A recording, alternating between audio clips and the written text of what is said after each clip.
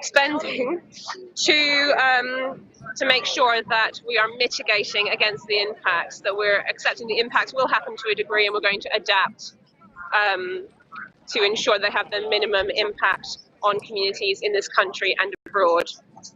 So we've got so many people taking part in this march today, as you saw going past.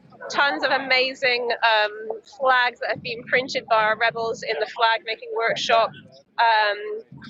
And we'll be talking to representatives, well, not representatives, who've on our horizontally organised movement. So I'll say members of our various movements who have joined us here today. We'll be finding interviews for you, we'll be filming the speeches, and there might be other things going on as well that we're going to be filming. So please stay engaged in this live stream, and please share this live stream as well. We are going to be live streaming the rebellion for the whole 2 weeks. We're almost at the end of week 1, but there's lots more to come, and we're really hoping that we can use this live streams as a tool to bring more people into the movement and get them to understand rebels who are already involved. So I'm going to move back some footage of the march now so that I can catch up with the bulk of what's going on, and we'll be back to you with interviews and more about our immediate demands very soon. Millionaire playboy. They always have playboy. Stick it in.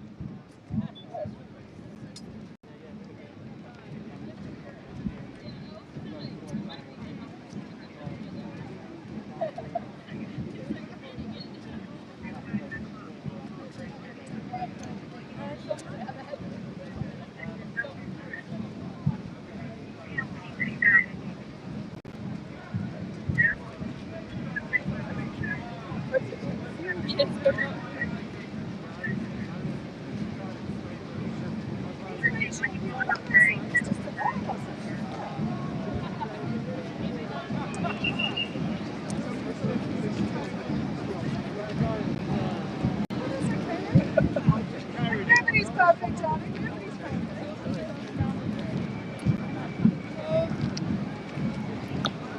I've just gone to a couple. Well, there's been a lot of.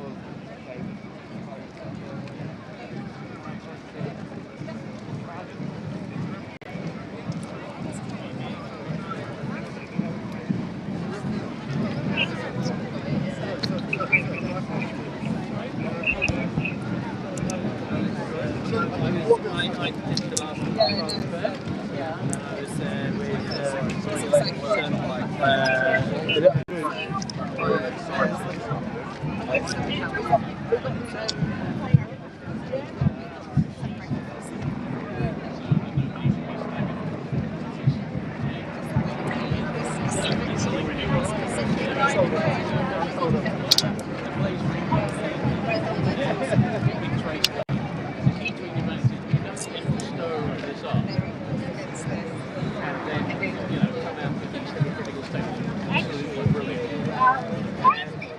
Like, it was retweeted about 500 million times.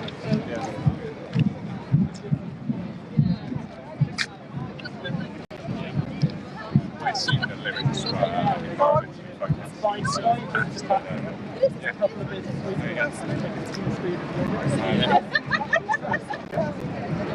Get some sorted. Okay, yes.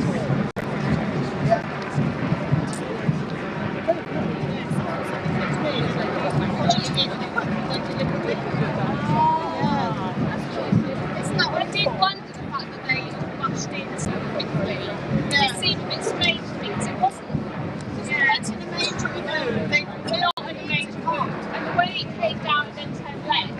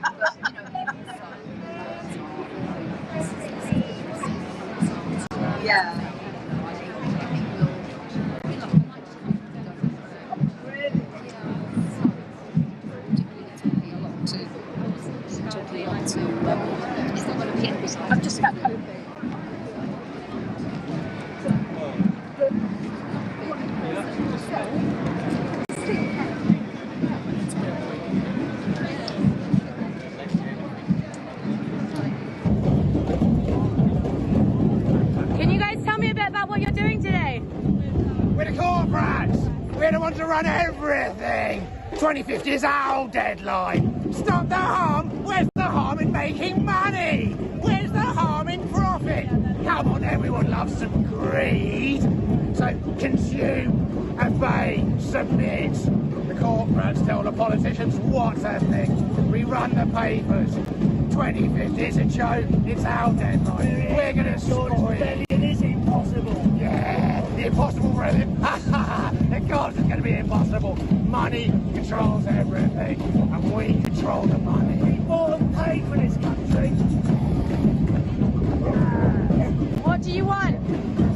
Well, I'm not like them other lads. I'm offset. I understand there is an emergency. You give me some money and I'll plant, say, 1 million trees somewhere, and then you can carry on about your lives. Yeah, I've got some carbon credits if you want them. Everyone's happy. Well, apart from donkeys in Somalia, and then donkeys out in Spain, they've got money. But who cares about donkeys? Yeah. Yeah, you want to hear about some greenwashing? I'm greenwashing. So, where there's money to be made, we're there. Of course we can pay for something green. We put the word green in front of it. Green fuels, not a problem. We've even bought some green lenses today to convince the world that everything we do is green. Greenwashing is the answer. Barely any profit in that at all. Oh yeah, and off to Buckingham Palace you go. What's that? Off to Buckingham Palace you go. That's it.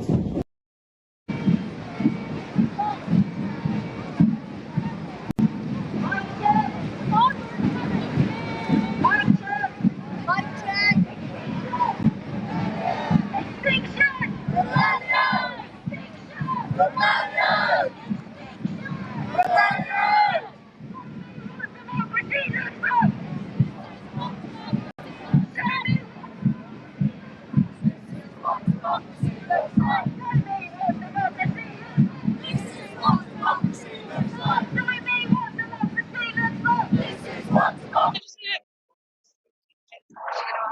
I'm back here at the back of the march. You can see we're just about to go under the challenge march.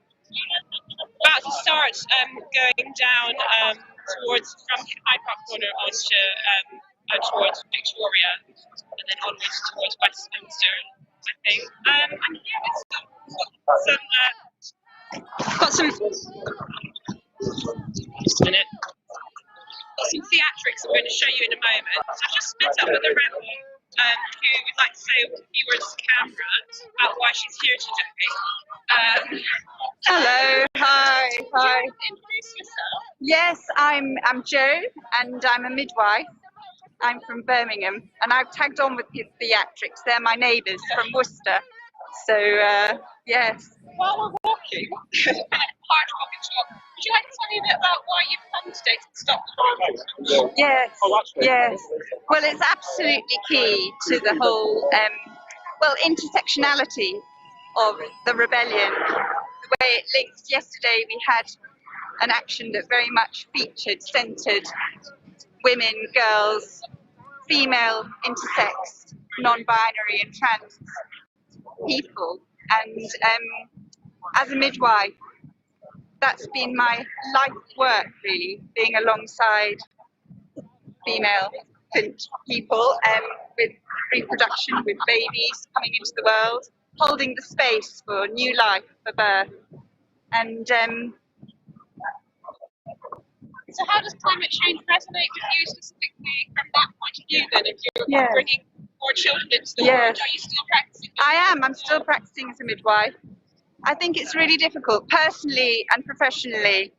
Personally, I've needed to found it hard to sort of hold the joy of birth alongside the grief of birth, of welcoming a new being into this world and the state of destruction and where we're heading with war. So it's very tricky. In fact, I've needed to step back quite a bit professionally to be able to hold that balance. But that's what midwives do, holding the space. And there's a sort of aspect of holding the space for life and death. So the role of midwife can apply also to death as well as birth. So I feel I've got quite a special role to play. anything else you'd like to say about being here today? What would you like to be part of this group? It's very moving. It's very moving. I've been here. This is my third year of rebellion. Came first in 2019 and then in 2020, and here I am. And it's very moving. It's really wonderful to find kindred, really, other people who are similarly feeling the intensity of what's happening. I almost feel it in my body, really, what's happening in my bones, in my sinews. And there are other people who understand that here. So I come for my own comfort, and just also I come to add my body and my voice to the protest. I really find I enjoy interacting with people who are witnessing our walk, our march, who are on the edge, so I can say to them and engage conversation with them and meet them where they are to explain what's happening. It's really important part of what we do, isn't it? It is. Marches like this, people just kind of becoming a public space, aren't we? And sort of breaking up people's everyday. And it's not just about disruption, it's about like physical disruption, it's about sort of the normal normality of people's thought as well, isn't it? Well, it's about it is. It's about communication, because a lot of people still are not aware of what's happening. They aren't aware even of the International Intergovernmental Panel on Climate Change report that came out about, Code Red for Humanity. A lot of the parents I'm working with are not aware, and that's painful in itself. I feel that people have a right to be informed, to make their life choices, their decisions, really. And there's an onus on us to do that, participate in that education process, to help people to be aware of how our climate is changing. And I wear this badge about climate crisis, a health crisis. People have been very preoccupied with the pandemic, and it's one of potentially many, and has been already, other pandemics. This is the era of pandemics.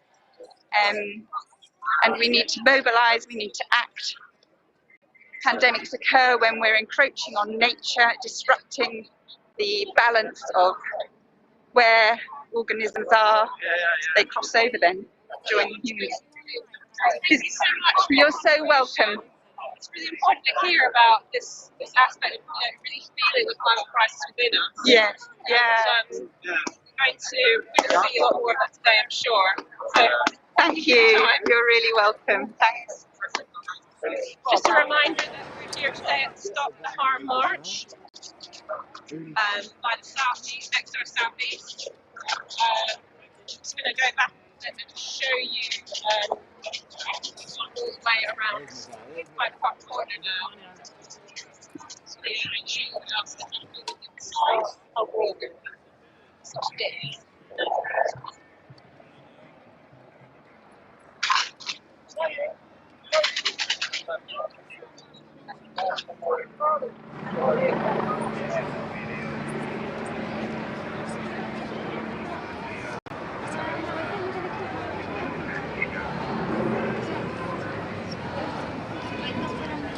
It's just a delay.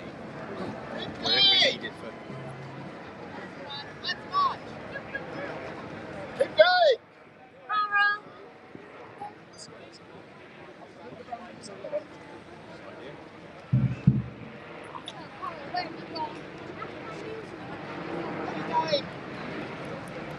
Extinction! Extinction! Extinction! Climate justice! No! Climate justice! No! Our streets! Our streets!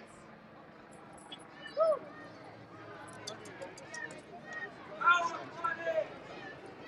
Our future! Our street! Our planet! Our future!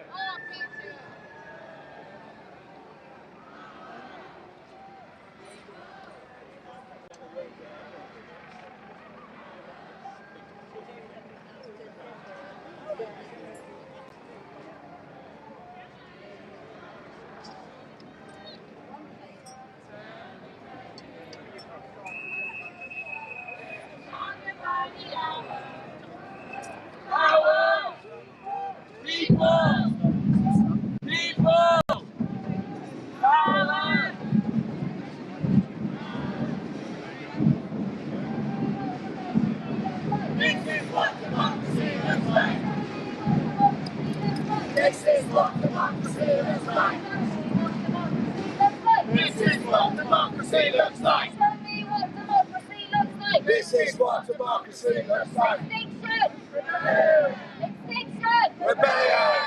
Extinction Rebellion. So stay there. Hello, thank you so much for coming and doing an interview with us. You are live on Extinction Rebellion. I wanted to ask why you're here today. If you could introduce yourself first, that would be wonderful. My name's Kathy and I've come up from Devon today. Oh, amazing. And could you tell me why you're here? Why is it important that you're here today? Well, I've got my granddaughter with me and I've got other grandchildren. They're the impetus, but it's for all next generations because I'm really concerned that if we're going along on the trajectory of fossil fuels, there isn't hope for our future generations. I don't think people realise the calamity that is ahead in food shortages, really drastic weather conditions, floods, droughts.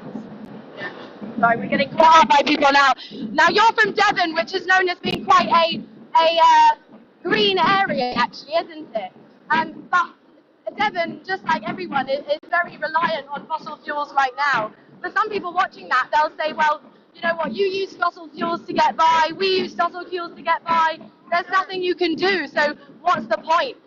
Yeah. Well, I know it's not going to happen suddenly, but we've got to start the phasing out quicker than we are. It's not going to happen immediately, but the rate of change is just too low for trying to stop the tipping point of the climate really racing away and us having no chance of stopping it. So I've got the gas central heating, but I'm waiting as fast as I can to get alternative. And we need help from the government with this. Individuals can't do it. Yeah, I mean, I'm lucky I can afford an electric car. But not everyone can afford an electric car, and I recognise that. And I still try and use public transport. So I minimise my driving. And the point is really that as much as you could do whatever you can, the maximum you can do, you can only do so much. If you live like a saint, you still would not be able to make the impact that's necessary at this stage. So for anybody watching this who's a bit nervous, who's thinking, I don't know what I really can contribute, these protests make me a bit nervous, what would you do to motivate them that change is possible? I just say have small aims, goals to start with, even if it's just cutting out meat so often and then, gradually reducing your amount of meat helps a lot. It's looking after biodiversity, so leaving areas in your gardens or in nearby spaces. And it's bigger than that, it's getting involved in protests like this, right? Yeah, they're all linked. So, if you can come out on the streets like I am, I've never protested about anything much. Yeah. But I feel I can't afford not to, because what else can you do? I just get home. I would just get more worried if I was doing something. Yeah, so it's my way of just trying to do something at home. Thank you so much, thank you. I think a lot of people will have resonated with what you just said just there. So thank you so much, enjoy the protest. I hope we can make the difference needed. Thanks.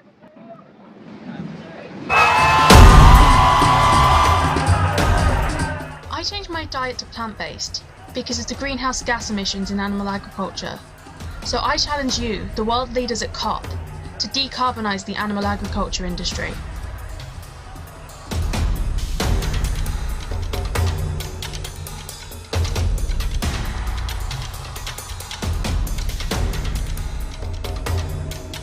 For me, I've supported moving away from the fast fashion industry, using recycled, reused or vintage clothes.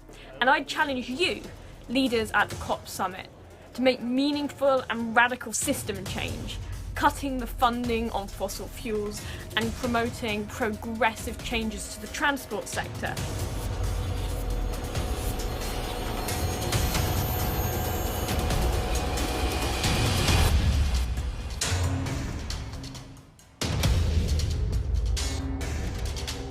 For my bit, I'm giving up a significant amount of my time for environmental activism, campaigning against ecocide and the destruction of nature.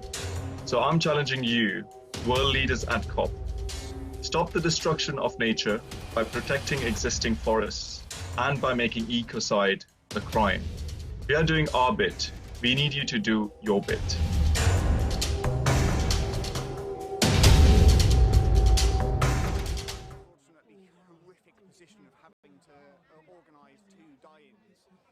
In the last week, one in Exeter and one in London, both women who were killed whilst they were cycling by drivers. You know, so the amount of harm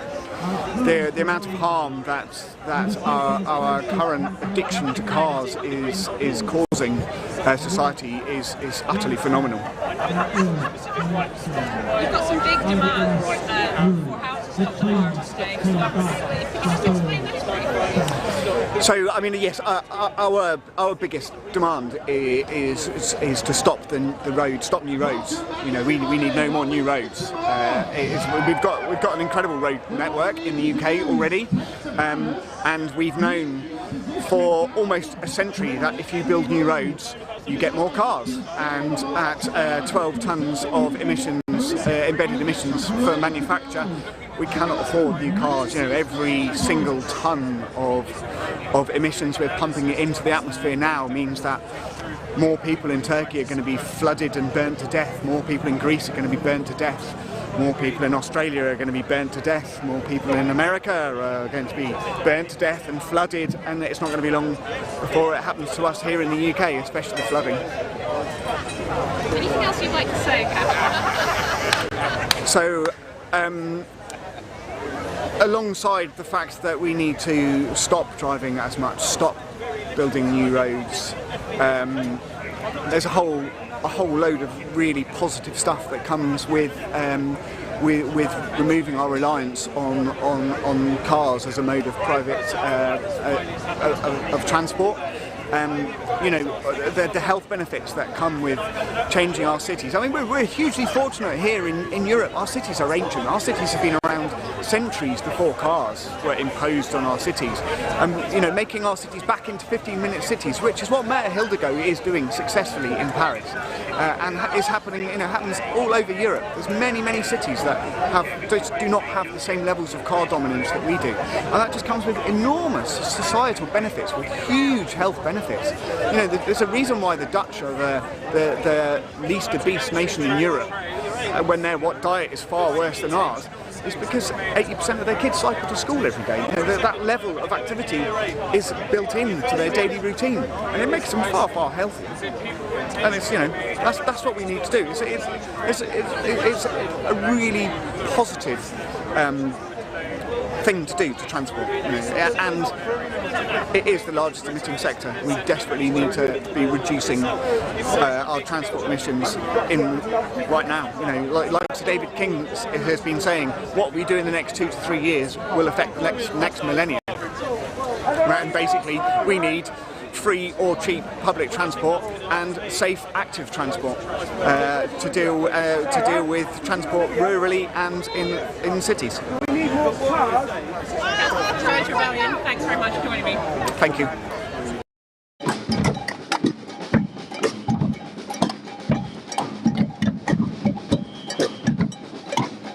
So let's take a look now at this data. We know that if we hit 400 parts per billion in 2015. One scientist said you can't look at 421. You have to look at the annual average. Those are the numbers that were important. So the annual average was not 421 in 2020, it was 416. Okay? That was the annual average in parts per billion, and 1.5 degrees happens at 430 parts per million. Good. When is this going to happen? We're going to do this again, slowly. Watch very carefully. There's 400 parts per million in 2015. There's 416 parts per million in 2020. That means it is increasing 3.2 parts per million per year. Regardless of what we're doing or attempting to do, it's increasing at that level. So let's do the math. In 2021, it's going to reach 419 parts per million. In 2022, it's going to reach 422 parts per million. In 2023, it's going to reach 425 parts per million. In 2024, 428 parts per million. And in 2025, 432. We will hit 430 parts per million right here. And ladies and gentlemen, that is 3 years from now. That is way earlier than we thought, much earlier than we anticipated. Which means if we hit 430 parts per million, we will hit 1.5 degrees, and there is almost nothing we can do to stop it after that. So let's finish our calculations. When are we going to get to 2 degrees of warming? When are we going to get to 3 degrees? Well, let's take a look. Here's what we established so far. The IPCC says we'll cross the threshold for 1.5 degrees at 4:30. That's late 2024, right? The IPCC says we'll cross the threshold for 2 degrees of warming at 450 parts per million, and that is 2030. That's way earlier than we thought. Way earlier than we thought. And the IPCC says we'll cross the threshold for 3 degrees, and you can say Armageddon there. We will cross that threshold at 500 parts per million, and that will be 2038, which is 17 years from now. Okay, way earlier than we thought. So I wrote to a number of scientists and asked a question: are these numbers correct? This guy has a wonderful show on YouTube, Dave Borlis, and he wrote back and said, here's an article you'll find supportive. Global warming will happen faster than you think. So he sent me this graph, and the IPCC said we will hit 1.5 degrees in 2040 originally. This article, refereed, peer-reviewed, said we will hit 1.5 degrees in 2030, and what I just told you is that we will hit 430 parts per million, which will eventually lead to 1.5 degrees in 2024. So do I sound hysterical? Warming is increasing beyond our wildest, most radical forecasts. I'd like to make an appeal to you. Okay, this is your life. This is your children's future. This is about humanity's future. This is the biggest story of the 21st century. This is totally scary. We need to be on firm grounds factually before we go into the conclusions of this talk. So I hope you'll stick it out. It appears that we just lost 20 years of time that we thought we had. Okay? We only have 8.5 years to solve this problem. Here are the 10 radical remedies. All right, summary. Declaration of presidential emergency powers to begin immediately. Occupation of the Amazon basin and Indonesian provinces to begin immediately. Reforestation of the Amazon and Indonesian provinces and Malaysian provinces and North America to begin immediately. United Nations Wildfire Air Tanker Force to begin immediately. Worldwide ban on fracking to begin immediately. Construction of 91,000 square miles of solar farms and or wind farm equivalents to begin immediately. Embargo all Chinese imports made from coal-fired power plants to begin in 3 years. Let's give them a little time to retool and avoid nuclear war. But to make a very definitive statement that this is got to stop. No more coal burning. Elimination of all vehicles getting under 50 miles per gallon. Again, over 3 years. It's going to take some time. Rationing beef, electricity, and gasoline to begin immediately. Global Contraception Initiative to begin immediately. And for one more for good measure, to begin a phased delisting of all stocks on the global exchanges which profit from fossil fuel burning to begin over the next 3 years. Maybe we'll give them till the next 5 years. Okay. So those are the reasons. If we begin this now, we have a slim chance to stay under 1.5 degrees. And I emphasize the word slim. If we get to net zero by 2030, which seems almost impossible, but not with it. If we follow these recommendations, we'll get there. We can have a slim chance of staying under 2 degrees. And if we can't, and this is all seen as way too radical, way too expensive, the point of no return cannot be prevented.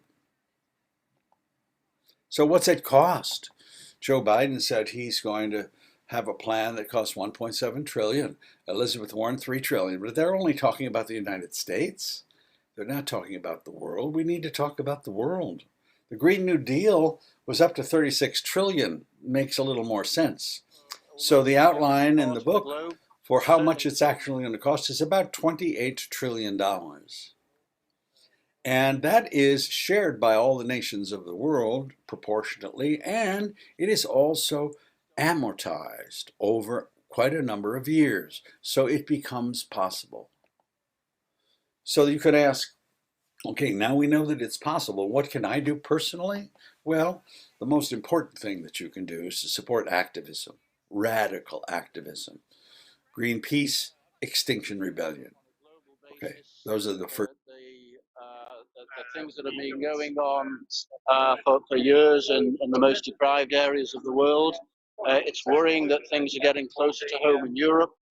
Where I live, we are seeing 50-year floods. Well, we've had within a quarter of a mile of my home, we've had 3 50-year floods in the space of 13 months. Wow. And, you know, it's just a sign of what's to come. And we know we're here causing disruption to some people. But that's, you know, that disruption is minimal compared to what's going to come. And the people of London have started to see for themselves. Absolutely. Not necessarily from the rivers, but from the amount of rainfall that we're getting, and that's only going to get worse. I think that's so important to raise, is that, you know, it's not just something going on elsewhere, is it now? We've been seeing flooding in Germany as well, which has killed hundreds of people, obviously, and it could be coming here, and like you said, London, you know, hugely at risk, isn't it? It is indeed, yeah, and it's interesting that, you know, people seem only to accept how the situation is when it directly affects them, and even within London, there are people who seem to be, you know, aware or have quickly forgotten those floods that happened in, you know, in their people need that constant reminder, and that's where. It's, you know, it's the role of the media really to ensure that this is kept in people's minds the whole time. We've said it's a climate emergency. Let's try and avoid this kind of situation where we don't need to give life support to the planet, and we've almost reached that point already. The life support systems are dying. I was on a trip. An HS2 trip with an ecologist recently, and we're walking through some of the woodlands that are going to be decimated by HS2, and the ecologist pointed out certain types of tree, and what he was saying, well, these trees won't be able to survive, these trees won't be surviving in this area in another 20 or 30 years anyway, because the temperatures will be too warm for them. You mean the ones that were being taken down? Yeah, that's a mixed. Yeah. But some of the trees he was identifying, he was saying would not be able to flourish in any event because they're going to find the temperature too hot. So that type of tree will be retreating further north.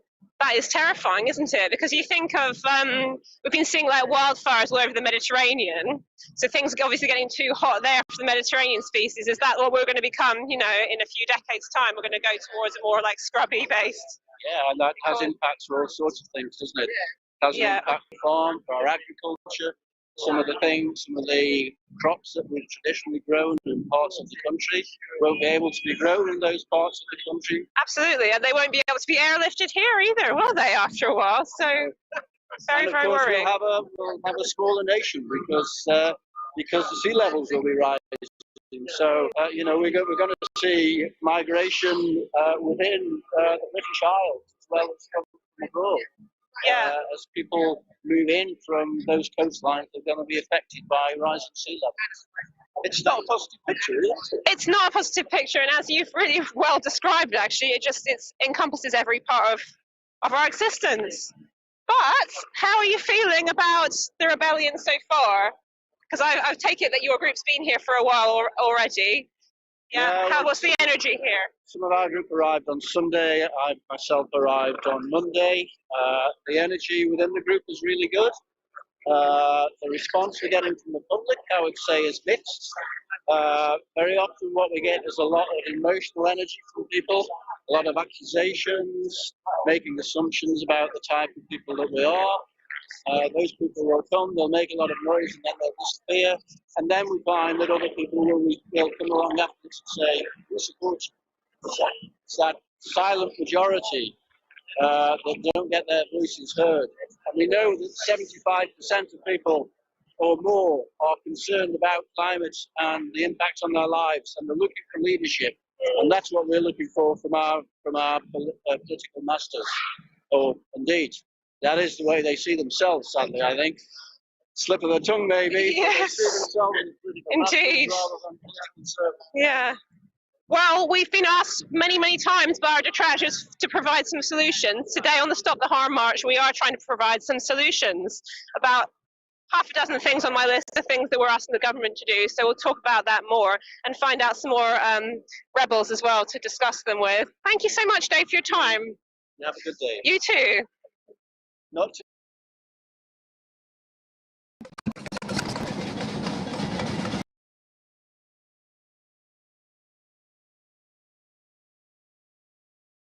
Fantastic. So, hello, could you introduce yourself for me, please? Yeah, my name's Esme. I'm from Bethnal Green, originally from Oxford, but based in Bethnal Green at the moment. And how do you feel knowing that this is going on in your home area? This is going on in your doorstep, these protests? I mean, it's great it's happening here. I think it's really important that it happens in London. Sadly, this is where the power is in the country, which is not good in itself, but it does mean that when we all come together in London, everybody is knocking on the door of the government saying, you actually need to listen to us. Exactly, and the main thing today is talking about fossil fuels. Yeah. So it's beyond simply being in London, although London is where a lot of the decisions are made. How do you feel about the level of fossil fuel extraction that the UK is involved in, either first-hand or indirectly through contributions to international I think it's shameful because we're one of the richest economies in the world, and we have a responsibility to lead other countries in the direction of divestment and green economies. So it's shameful. They're doing, they're starting the, I don't know that much about it, but they're starting the Cambo drilling, the oil drilling, up in the North Sea, and that's started without any permission, legal permission being given. And this government, it just clearly does not, they can deal with a crisis, we've seen with COVID, but they clearly just have not clocked or are willfully ignoring the fact that fossil fuels are just not sustainable. They are going to be killing us. They are killing us, especially people in developing countries as well. Those are the people who really are suffering. Yeah. We need sort of the same PR company. Now as the COVID people, because they need everyone to act on the emergency like the COVID pandemic. Exactly. Now we've got the samba ban coming, so we're going to have to nip off. Is there anything else you want to say? Just that doing XR is the only real thing that gives me hope in this climate emergency. So if you're thinking about getting involved, just start and do it now. Yeah. Thank you so much. Have a wonderful protest. Thank you.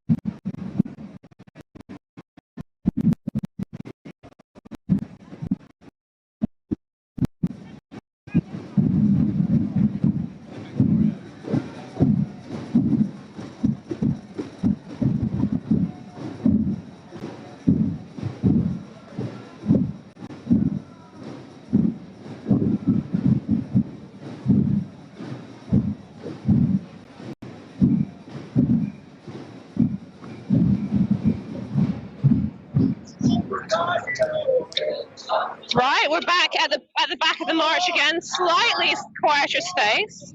I'm here with. Would you be able to introduce yourself? Val. And where are you from, Val? Stroud. And you're a supporter of HS2 Rebellion, aren't you?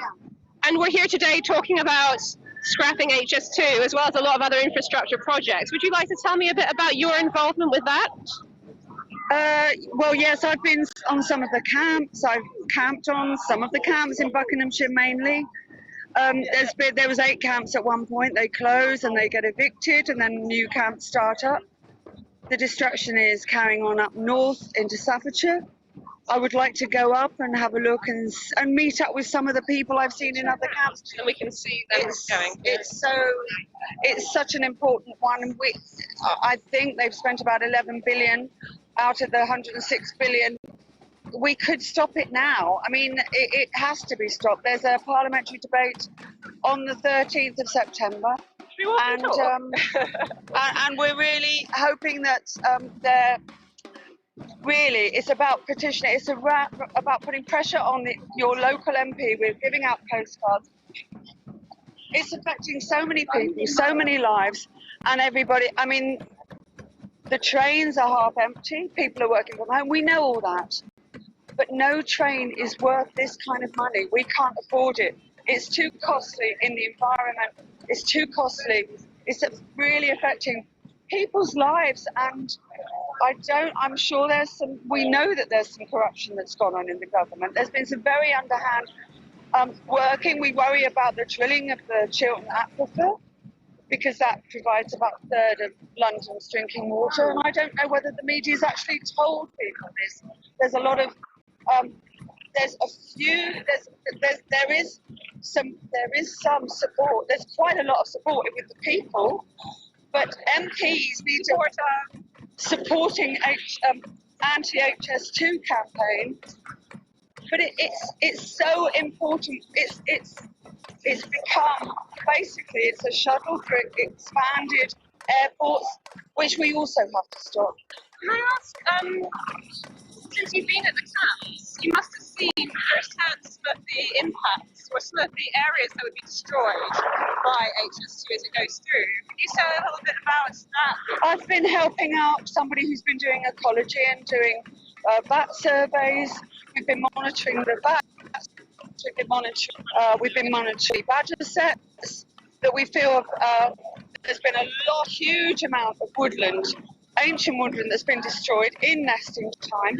There's been lots of wildlife crimes. Unfortunately, the police aren't interested. They don't have any wildlife personnel to properly monitor what HS2 are doing. They have their ecologists, but they're not independent.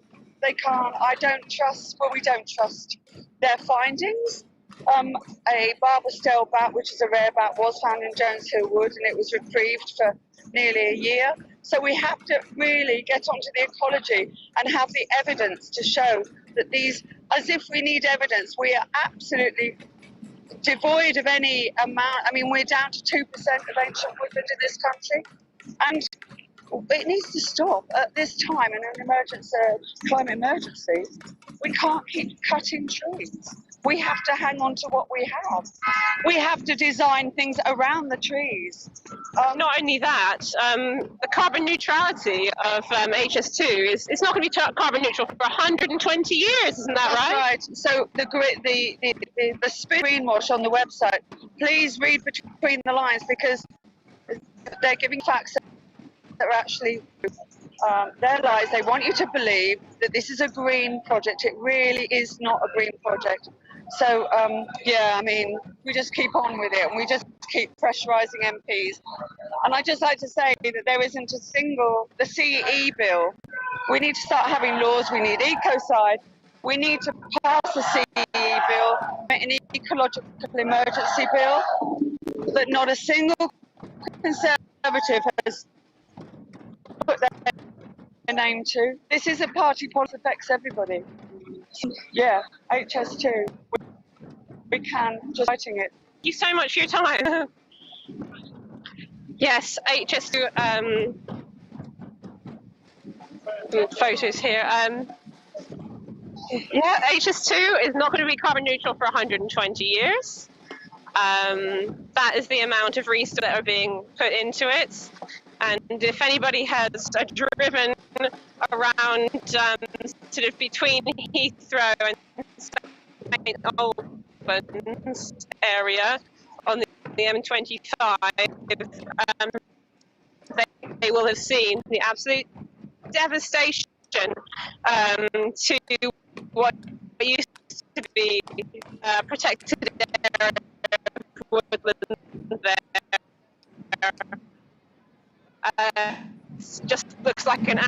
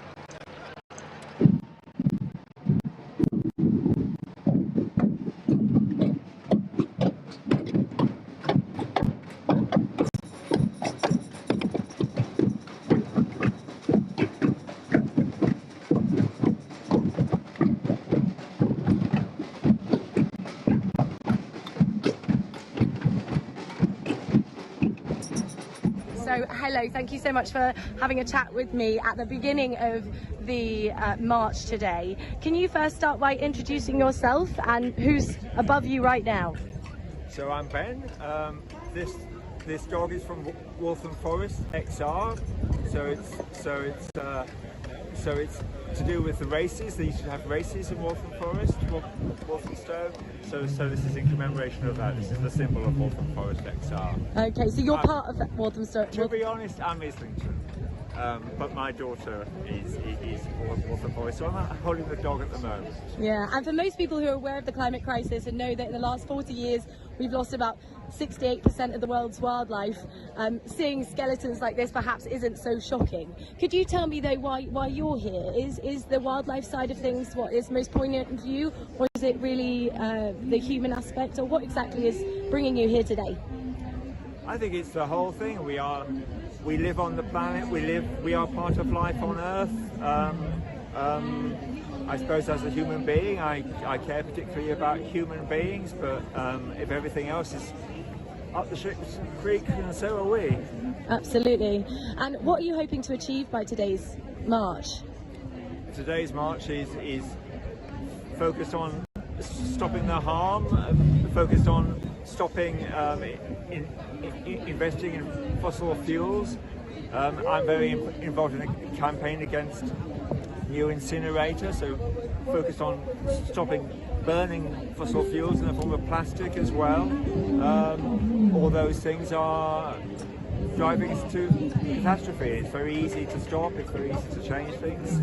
We need to persuade the local authorities and the central authorities to do something about it. Absolutely. And you say about doing something about it. For some people watching this, they'll say, well, the British government is doing a lot already. We're leading the way when it comes to trying to find alternative solutions to the fossil fuel industry. What would you say to those people? Well, I would say there is loads more to do. We are still burning up all these fossil fuels. We are massively contributing to the climate crisis. We have to stop. Everybody has to stop. There's no point just sitting around blaming other people. So we have to think about what we can do as individuals and communities, but also to put pressure on our governments. Absolutely. And you are here as part of Extinction, is that right? Yeah. And you've also got a skeleton above you representing Waltham. Is it Waltham? Waltham Forest, Walthamstow. There are dog races there. Absolutely. They don't do any more, but this is why it's a symbol for Waltham Forest, Walthamstow. and for change perhaps as well. I would say one thing I wanted to ask you is, obviously we've got a Prime Minister who's about to be supporting the COP26, but also flew to one of the latest meetings about climate on a aeroplane to Cornwall. We've got contradictions seemingly happening all over the place. When you hear about contradictions like this and other contradictions that seem rife in the UK, we found out yesterday through some of the rebels with XR Wales that HMRC uses Barclays Bank, one of Europe's, if not Europe's, most fossil fuel invested bank. When you hear about these sorts of hypocrisies, how does that make you feel as a citizen of the UK? It makes me feel outraged. It makes me feel that there's quite a lot of green talk, but it all amounts to very little. But we've got COP26 coming up, so they can prove me wrong, can't they? Absolutely. Do you have any hope? To what extent are you hopeful about the future? I think it depends very largely on people like some people like you and me and anybody who's listening to this and watching this. We have to make it happen. It won't happen unless we make it happen. Absolutely. Thank you so much. Is there anything else you'd like to say? Very nice talking to you. Thanks. Thank you so much. Have a wonderful process. See you soon.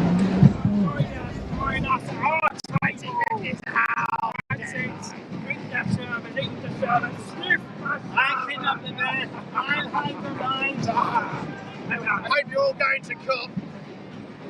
We're going to stay here making money. We are. Go away to COP. Go out of our eyes. We don't want you here. Then London will be free of your Extinction Rebellion? Us. High on cocaine. Sherbet. Get it right.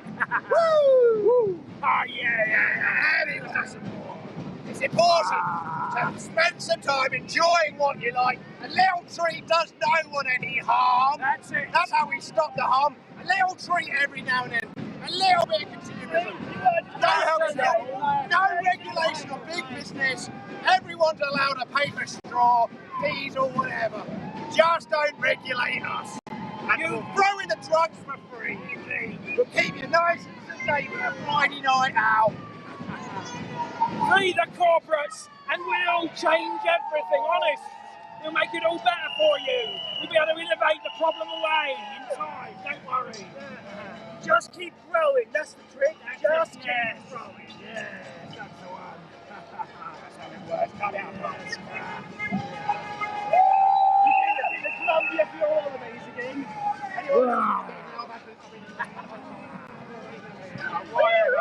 Anyone else want to be in the limelight? Emergency, everyone come on!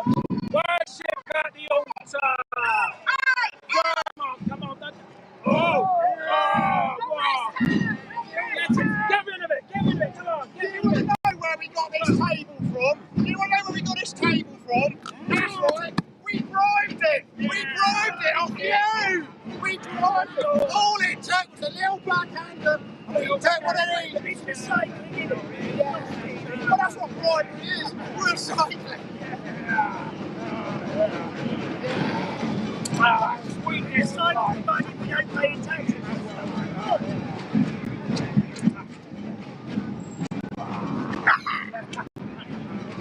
Hello! I've got that cheap stuff. It's expensive stuff. City of London, not a problem. Business as normal. Take a sniff. Business as normal. Make you feel better. Yeah.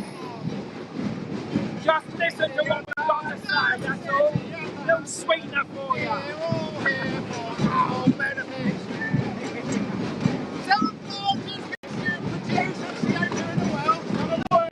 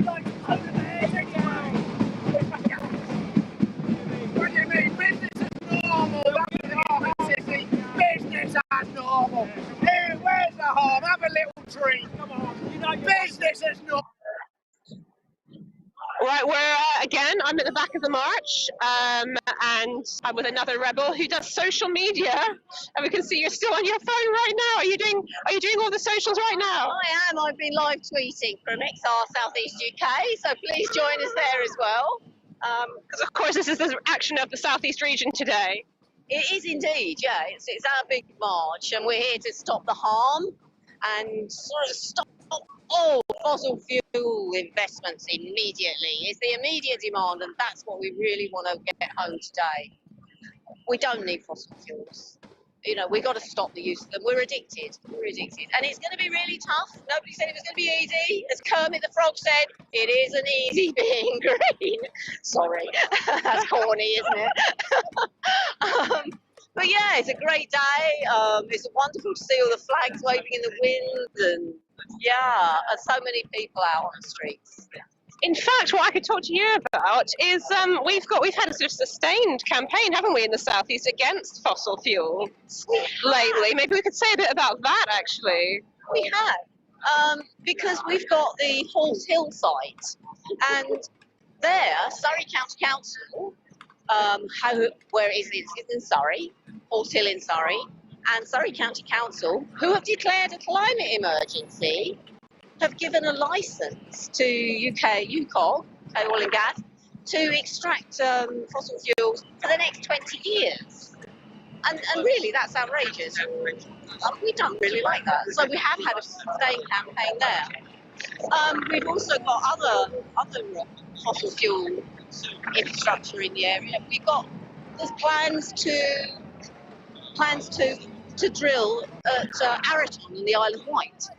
And yeah, it's really tragic to see these councils supporting and MPs supporting these projects when we know that all we're doing is fueling extinction. Absolutely, and actually, what's XR been doing against Horse Hill in particular, we've had some quite impressive actions there, haven't we?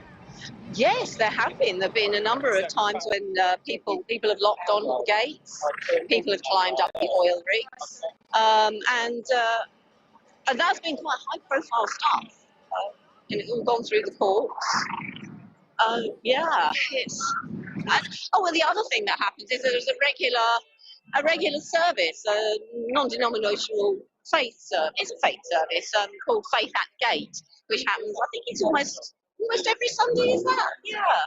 So we cover a wide range of aspects. It's not all non-violent direct action in the sense of protests and it's sort of lock-ons and like what people might call the disruptive stuff.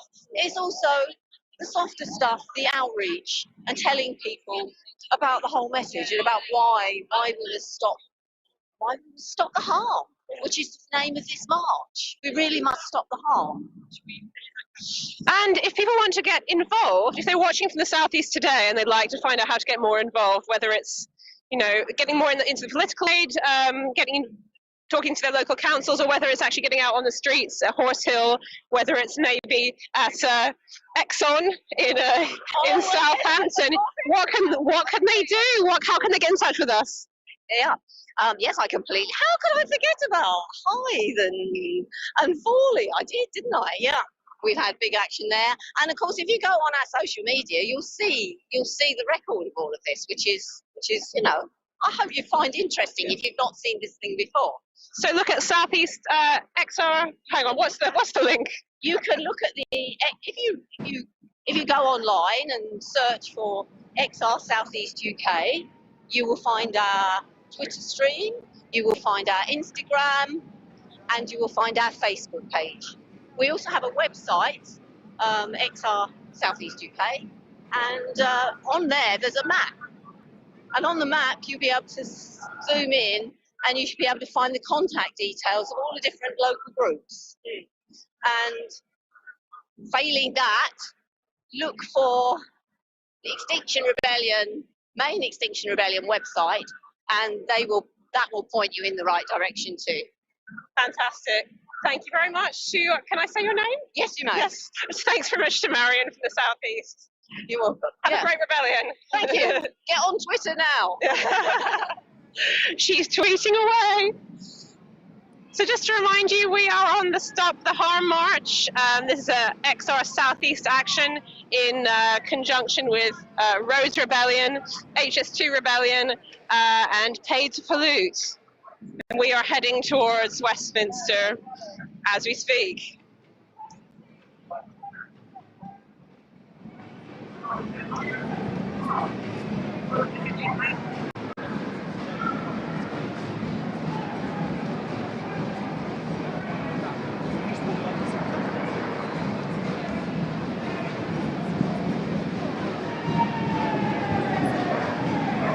That's good.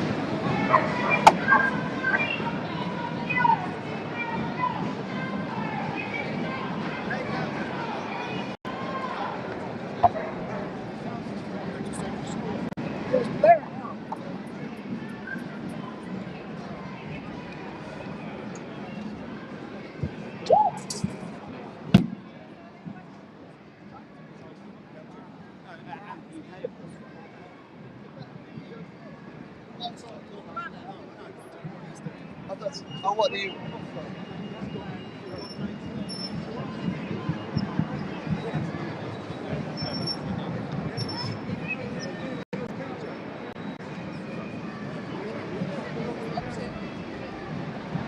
I'm just going to take a shot of your t-shirt.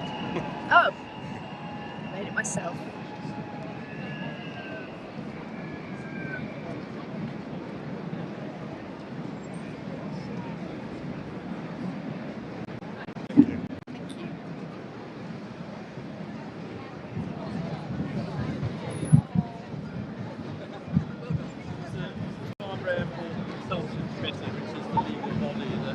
Overseeing what they're doing, but it's all run by the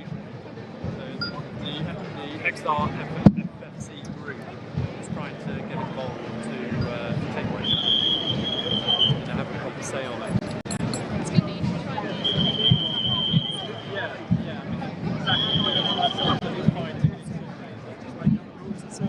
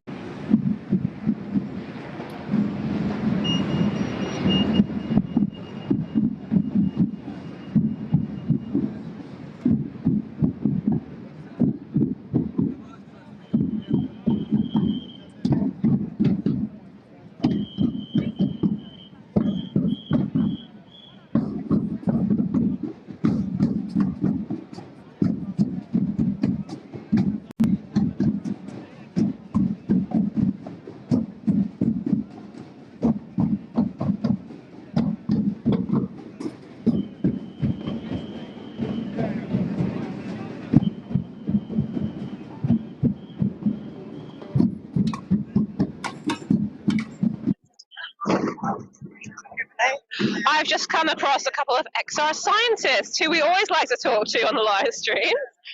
Would you like to give your names? I'm Abby. I'm a biologist. Okay, you're a biologist, and how does that fit in with you're here to stop the harm march? What's motivated you to come on this today?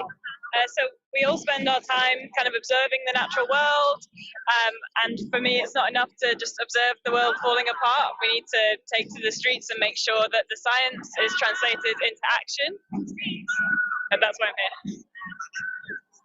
And data scientist. Yeah, my name's Jen. I'm a data scientist in Manchester.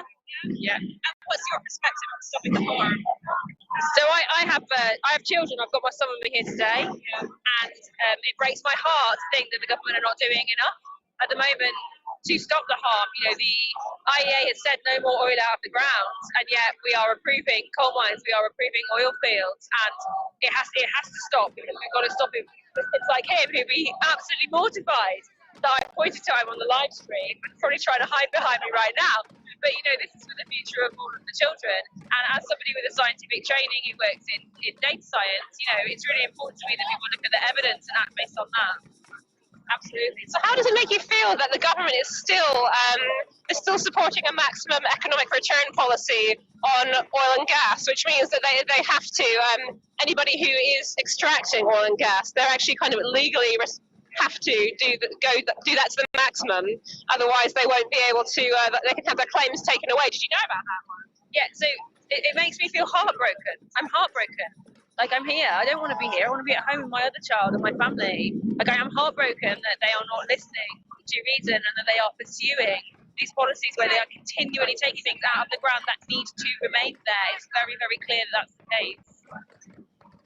I think that's how a lot of us would feel. We don't actually want to be on the streets. A lot of people see us as kind of anarchists, don't they? Like, we just want to make a mischief just for the sake of it. Why are you here? It makes me laugh when people think that we're having a great time. Like, there is some levity here because there needs to be, because we're here for a really serious purpose. And yeah, like you, I would much rather be in the lab doing my science, but we have to be here because all the other methods of communicating the crisis we're in haven't been working. So anything else either of you like to say? Just that we're here because we want to make things better. We're not here to disrupt anyone's day-to-day life. The disruption that we cause by being here and taking up this space and by speaking the truth is absolutely nothing compared to the disruption that we are already seeing all over the world and that we are seeing in this country. And many people will say, oh, well, we're not seeing it here now. Well, we are seeing it here now. You know, there are hundreds of people dead in Germany from flooding. You know, we will over the next couple of decades lose communities in the UK to rising sea levels. It's happening now. It's much, much worse than being stuck on a bus. Absolutely. That's one of the key headline messages of the rebellion, is it's happening now. Thank you so much to XR scientists and you both as part of that, because you're helping us to tell the truth in XR, to really bring your specialisms into play. So have a great rebellion. Thanks so much for spreading the word. You're welcome.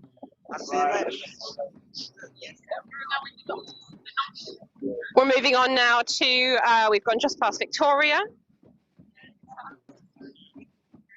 And we are going to move from Victoria all the way down to Parliament Square. And I believe we are headed towards a government department to make some of our demands know there.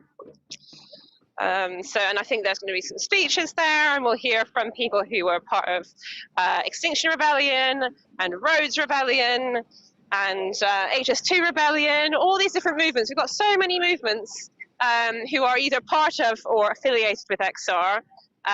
We call them it's a movement of movements, and we all bring our skills and our specialisms to bear to fight against the climate and ecological emergency. I think it's fair to say that the energy here is pretty upbeat, despite, like as the lady I was just speaking to said, despite we're not in a situation of levity at all. It's absolutely desperate, but we're trying to use theatrics and we're trying to use arts, song, to build community, but also to spread the message of the climate and ecological emergency. And we certainly hope it's working.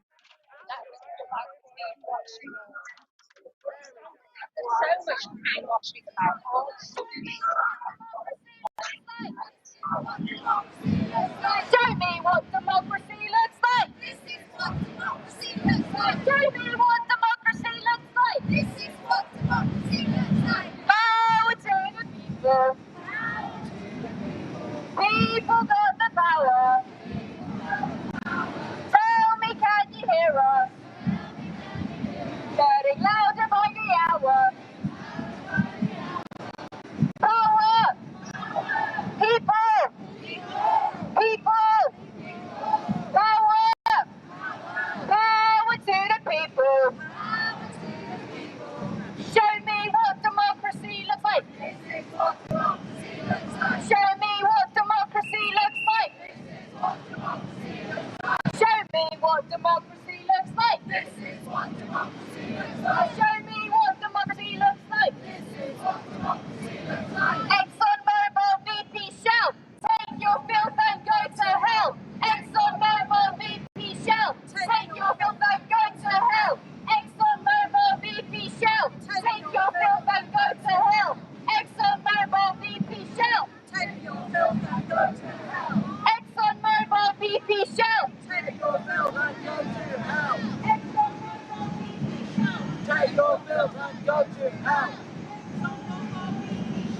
Take your filth and go to hell. Take your filth and go. Okay everyone, so we're now at the front of the Samba line and I have two of the Samba bands with me here. Hello, could you please introduce yourself and tell me where you're from? I'm Swati from Chelmsford, Essex, and that's my son Shaurya. Fantastic. And why are you here today as part of the Samba band? Yes, as part of the Samba band, we represent Air Equals Life, and we're here for the planet, for climate change, and for spreading the message of love, that we should love our planet and safeguard our future for our children. Okay. And I can hear some music going on in the background. Thank you very much. Why is it so important, do you think, that the two of you are here together, mother and son? Together? Yeah, you're both here together. It's quite a powerful message, having both a mother and her child here in the protest. Why do you think that's important? Why did you bring your son with you today? Well, a lot of people are so self-absorbed in our daily life and work that we forget that the future belongs to our children, and we just forget that there's so much pollution caused by air or by the HS2 or by so many things that the government is just sitting on literally and not taking action, and it is up to us to rescue our children and to prevent their extinction, frankly speaking, because we all are in danger, including our children and especially our children. So if we don't do something, the government won't wake up and they won't do anything. Okay. And what kind of conversations do you have? How do you feel about the climate crisis? Do you have? Are you worried about your future? If you could say that a bit louder.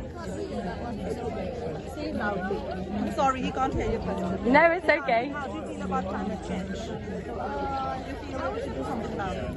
Yeah, we should do something about it. We don't want the planet to die. If the planet dies, then do you want to exist or not? That's my question. Absolutely. Do you want to exist or not? That's the brilliant thing about children, isn't it? They make it so plain.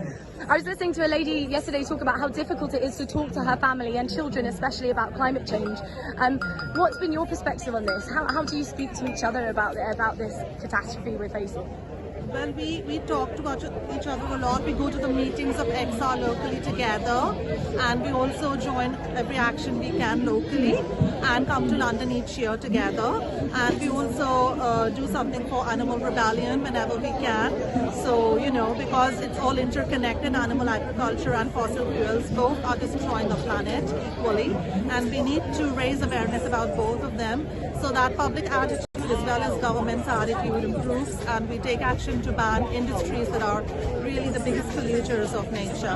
Absolutely. But with that in mind, in school, I'm really afraid to say that not much education is given to our children.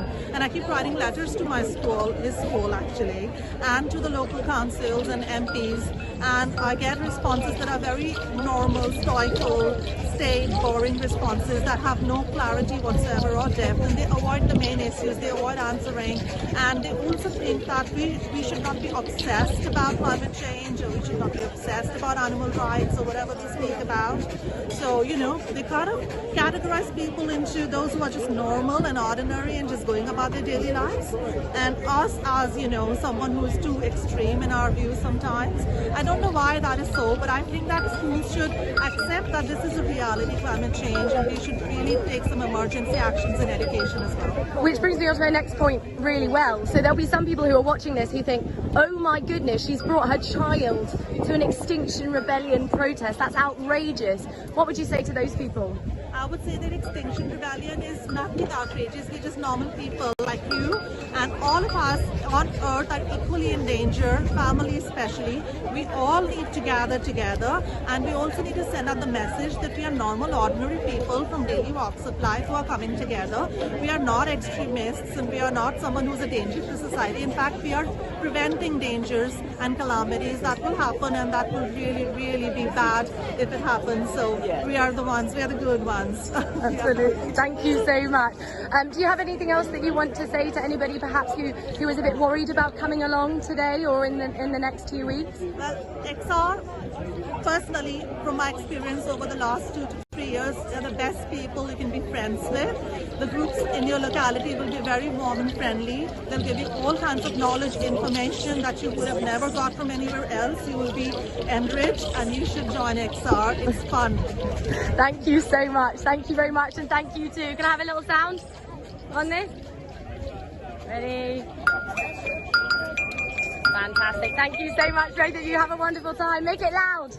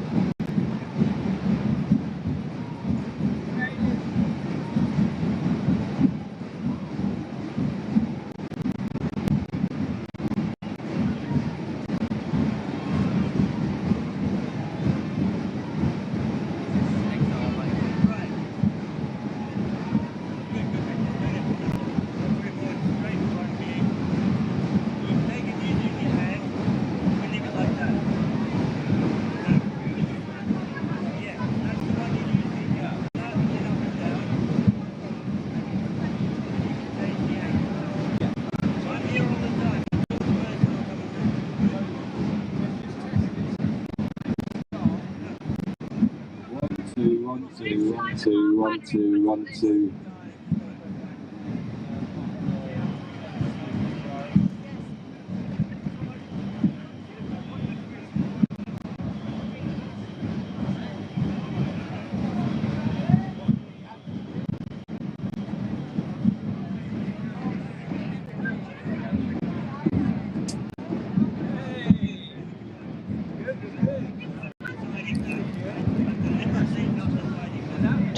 Business, energy and industrial strategy, and that's one of our destinations for the march, because we have some demands for the government, and the demands are to stop the road building program of RIS2, which is going to cost to 27.4 billion, cancel HS2, which is going to cost about 108 billion at least, and redirect that funding to sustainable transport.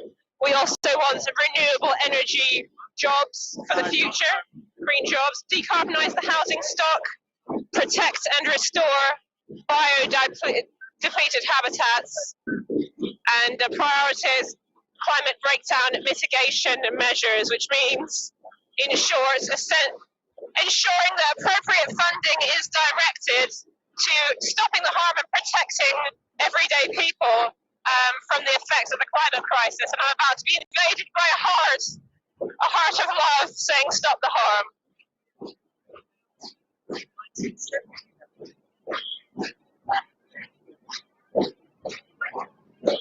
I might also want to come now and talk to Boris the bank engine, who's been giving us some amazing kind of rousing chants as we've been going on.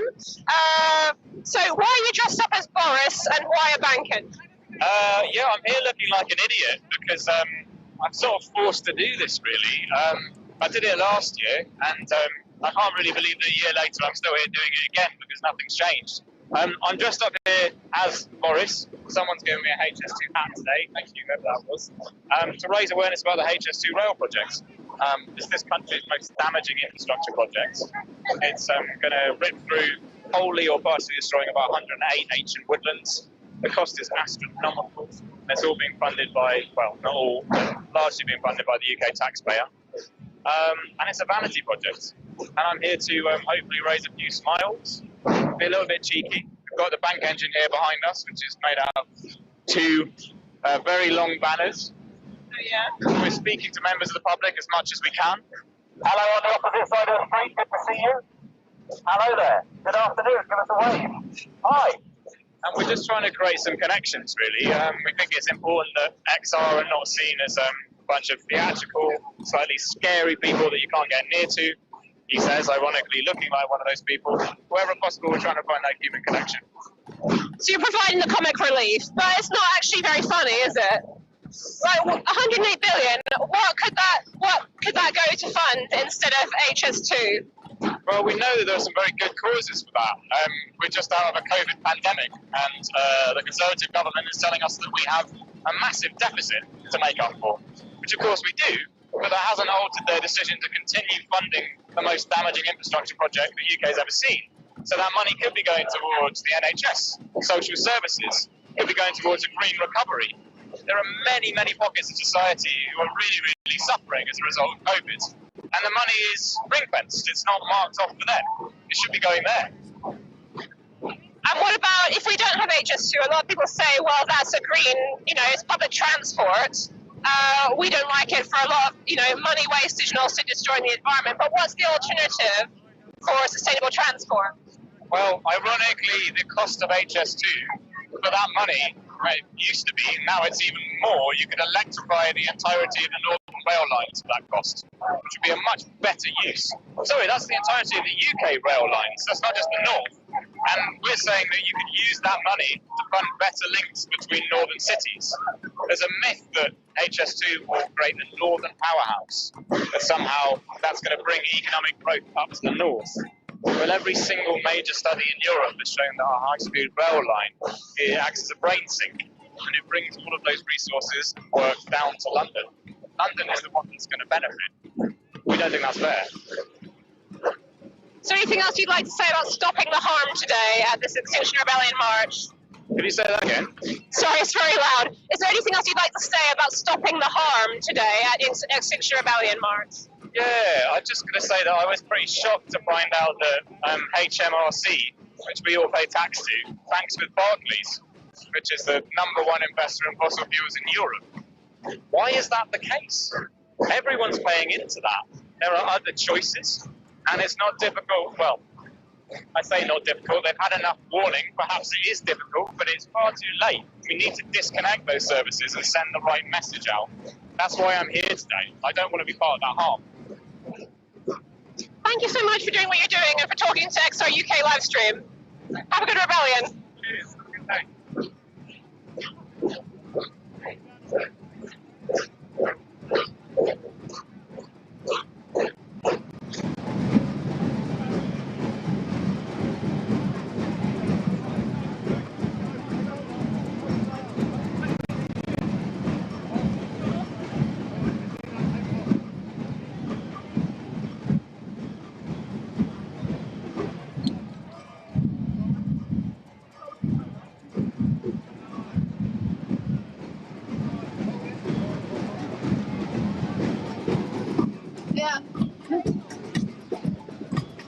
Hello, beautiful rebels! How are we all doing today? Yay! It's amazing to see all your wonderful faces. Look at you all, you're beautiful, beautiful people. Thank you for being here today. I would like to welcome you all into this space, but first of all, please could everyone get closer together? We are taking this space and we need everyone to be solid.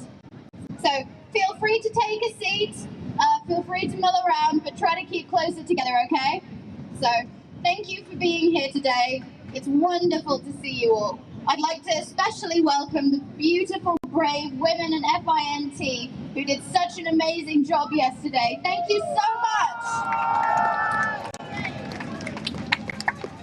We're so proud of you and we're so grateful, so thank you. I'd like to welcome all of the people who have felt at times marginalised. This is a safe space for you. We want you here. We love you. Thank you for being here. So, today, what we're going to have is we're going to have some speeches. We're going to hear from some interesting people who have plenty to say. That'll last about an hour. And from then on, we're going to move into crisis talks, where we're discussing the best ways to bring home the climate crisis to your communities. After that, we're going to be having a die-in, followed by a space for all young people to speak their minds You know, in a world where young people's voices are silenced, where we're told we're too young to understand what's going on, where we're too young to be able to vote, to be able to make, we're told we're not able to make real change. So today, this is the space for young people. I'd like to hear a cheer for the young people.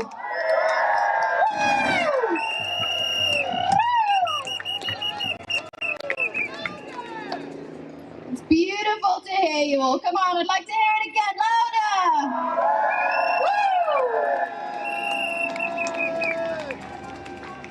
Very nice. So you will be seeing me later. Here, I'd like to welcome the beautiful speakers. Good luck, ladies, gentlemen, and folk. Thank you, Kat. So, we're going to now have several speakers, the first of whom is really familiar to most of you.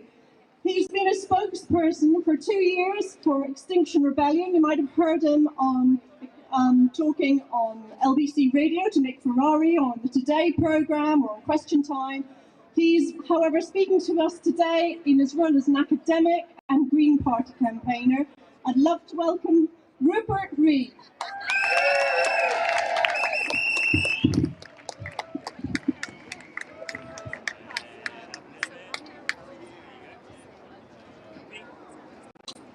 Hi everyone, hi helicopter. Yes, I got the honour of going first here this afternoon, so I'm going to try and set the scene a little bit. I wanted to talk with you all about the concept of this rebellion, the impossible rebellion, as we call it, and its fascinating slogan. But first, to get us in the mood, I would like us to take a moment, this moment, to remember more broadly why we're here. So I'd like to invite you to join with me in a minute's silence for everyone who has died since we were last here because of the climate and ecological emergency. A minute for everyone who died in the unprecedented American heat dome, in the ring of fire around the Mediterranean, in the appalling fires spreading over Siberia, in floods in Japan, in Germany, in Belgium, in many frontline climate states. I would invite you please to join with me now for a minute's silence in memory of everyone who has died since we were last here because of this emergency. Starting now.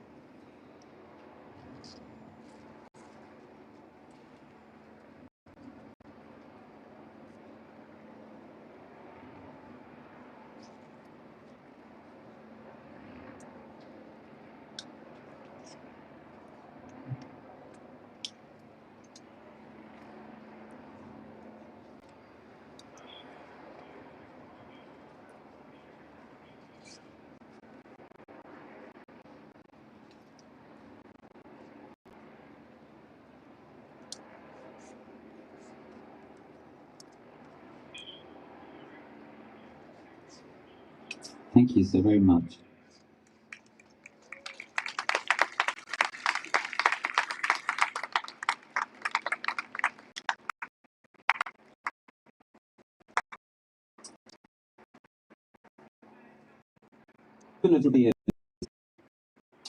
Act now because it's too late. What on earth does that mean? Of course it doesn't mean it's too late to do anything. It's never too late to do the right thing. It's never too late to reduce the harm. However bad things get, there will never be a point where it's possible for us to give up. So that's not what it means. So what does it mean? Well, what I think it means, first and foremost, is that the best time to have acted on this emergency is, well, about 50 years ago. Next best time was about 10 years ago, and the next best time is right now. But what that also implies is that it's too late to have the hopes we could have had for what the transition that we're going to be going through will look like. It's too late to have had the same hopes that we could have had for that if the transition had started 50 years ago or 10 years ago. It's too late to prevent appalling harm. It's too late to prevent mass death. It's too late to prevent the deaths of all the people who've died since we were last here outside this ministry because of this appalling preventable emergency. It's too late to prevent those deaths. Climate chaos is here. This is not something for 2050 or 2100 or 2035 or even 2025. It is here. It is wreaking unprecedented death and devastation already at just 1.2.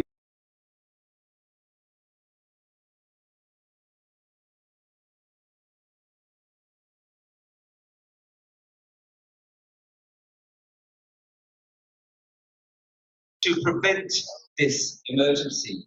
It's too late to focus only on mitigation, on reducing the greenhouse gases which are at the root of the trouble. Yeah? So XR now has this excellent, incredibly modest, immediate demand. Stop all fossil fuel now. Stop all new fossil fuel exploration and production now. So, such a moderate demand. Who could possibly object to this? We already have enough of the stuff to fry ourselves twice over. How could we possibly need more? And you know, we might even be getting somewhere with that demand. It's becoming increasingly difficult for the government to retain any credibility while they plan to go ahead with this new coal mine in Cumbria. Now that there's the Greens as junior partners in the government in Scotland, maybe there might be a chance of stopping new oil exploration of Scotland. Maybe we'll get somewhere with this immediate demand. But you know, what I'm saying when I say that we have to acknowledge the ways in which it's already too late is that there needs to be another immediate demand as well. And that is, as well as stopping new fossil fuel exploration, we need to have a crash emergency program now to cope with the damage that it's too late to prevent. We need to get serious now about not just mitigation, but adaptation. From now on, it's too late to have a focus only on prevention and mitigation and precaution, vital though those things are. What we need to do now and henceforth is also focus on our vulnerability, on the need to adapt, and on the need to adapt in the right way. If the way we try to cope with heat domes and unprecedented storms and rings of fire is by just building higher walls and trying to keep this stuff from coming and hitting us, it's not going to work. It's not going to work. We've got to adapt to the damage that is already here, the worst damage that is already coming, and we've got to adapt in a way that is transformative, a way that involves system change.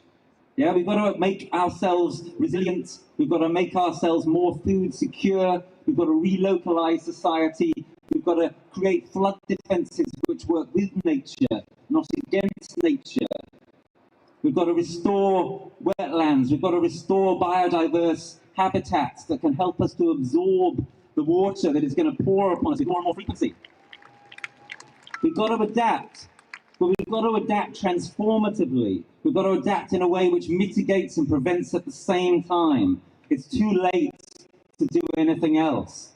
So, we need to be demanding of this lot, our so-called leaders. We need to be demanding of them not just no new fossil fuel, but a whole load of new transformative adaptation measures to cope with our vulnerability. We need to be demanding of them that they put in place now flood prevention programs that work with nature, that they put in place now ways of growing food that work with nature, not against nature, and that will be able to cope with the horrendous floods of new floods and fires and heat waves that are going to be coming.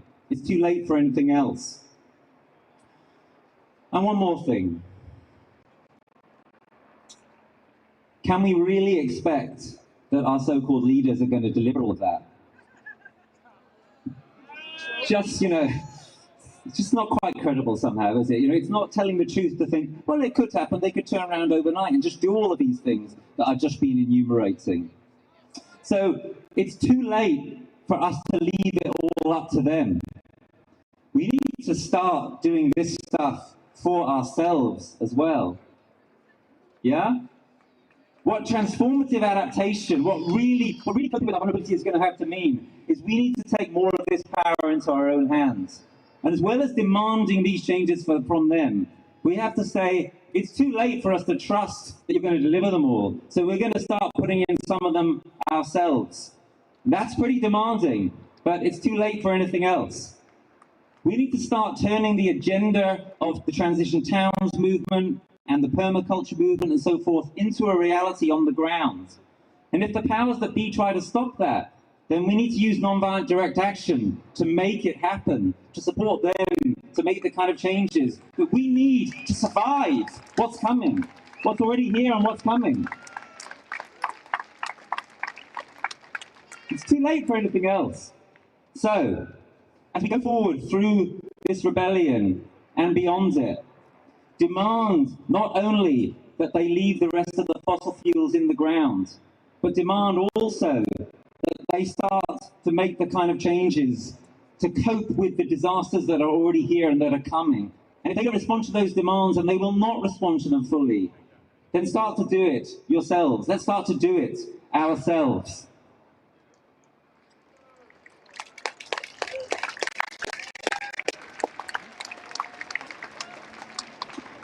Okay, I'll draw to a close by saying this. This rebellion is an important moment. What we're doing here today, right here, right now, this is important. The eyes of this country are upon us. But in November of this year, the eyes of the world are going to be upon us. There is a moment in history that is coming.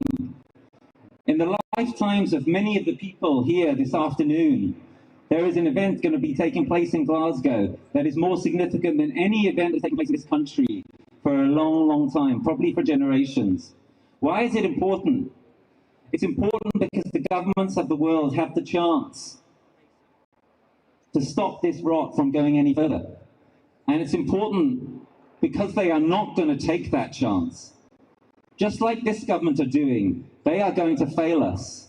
I'm sorry to have to say this bitter truth very bluntly, but it's too late for anything but the truth.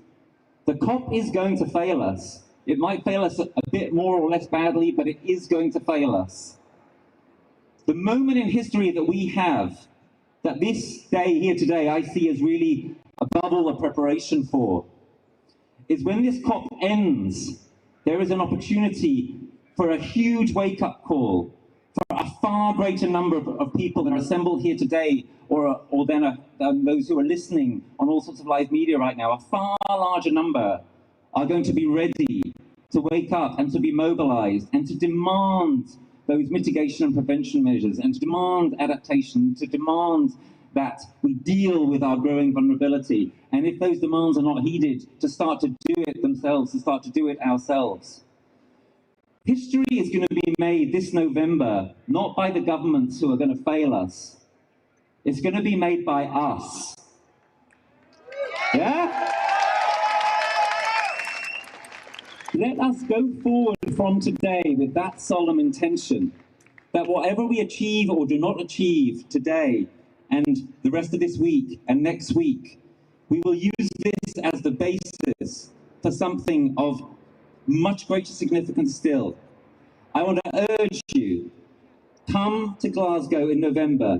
Be there for the middle if you can. Be there for the start if you can. But whatever you do, be there at the end.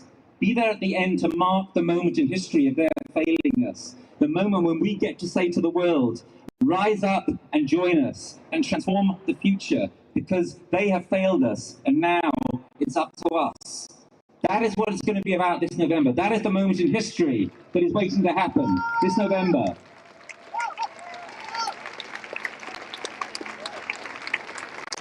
So please, friends and comrades, whatever we achieve or do not achieve here today, Plan on being there in Glasgow, Friday, November the 12th. If you can't be there in Glasgow, be here in London. In every capital city in the world, we need people to rise up on that day and say, they have failed us. We are taking charge of history now. We are going to make the transformation happen because it's too late for anything else. Thank you.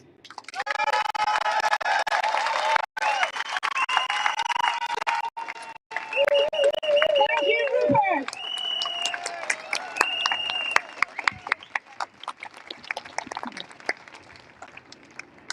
So for those of you who cannot wait till November to start doing something, our next speakers have been the driving force behind the climate emergency centres, which can create community and action now. So it's my pleasure to introduce you to Phoenix and Ruth.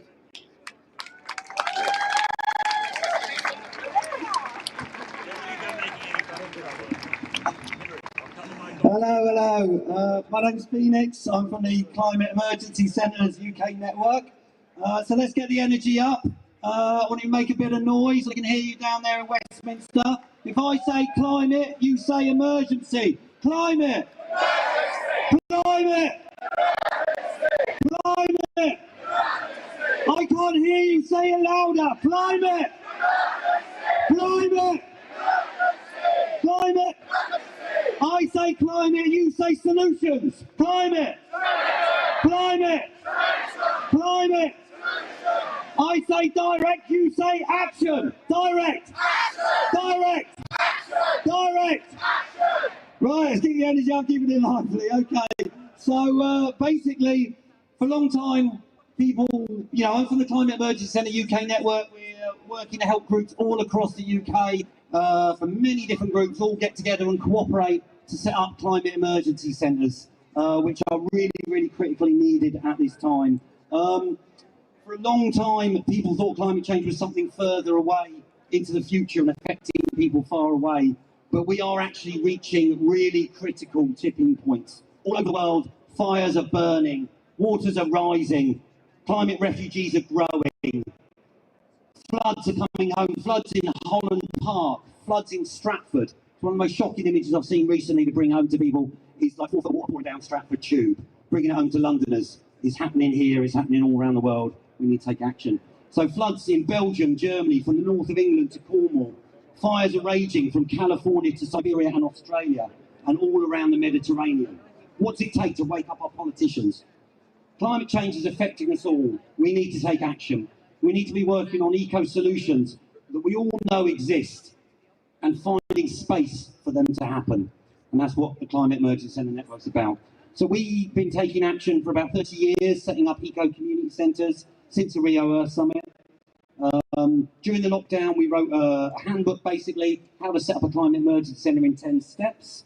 Basically telling people how to form a team, get together, create working groups, and get organised and contact the council, property owners, and as many different groups all around town to get cooperating. So we currently have teams in about 40 different cities and 10 physical buildings now where people actually work on those things. Yay! Give it up for them people.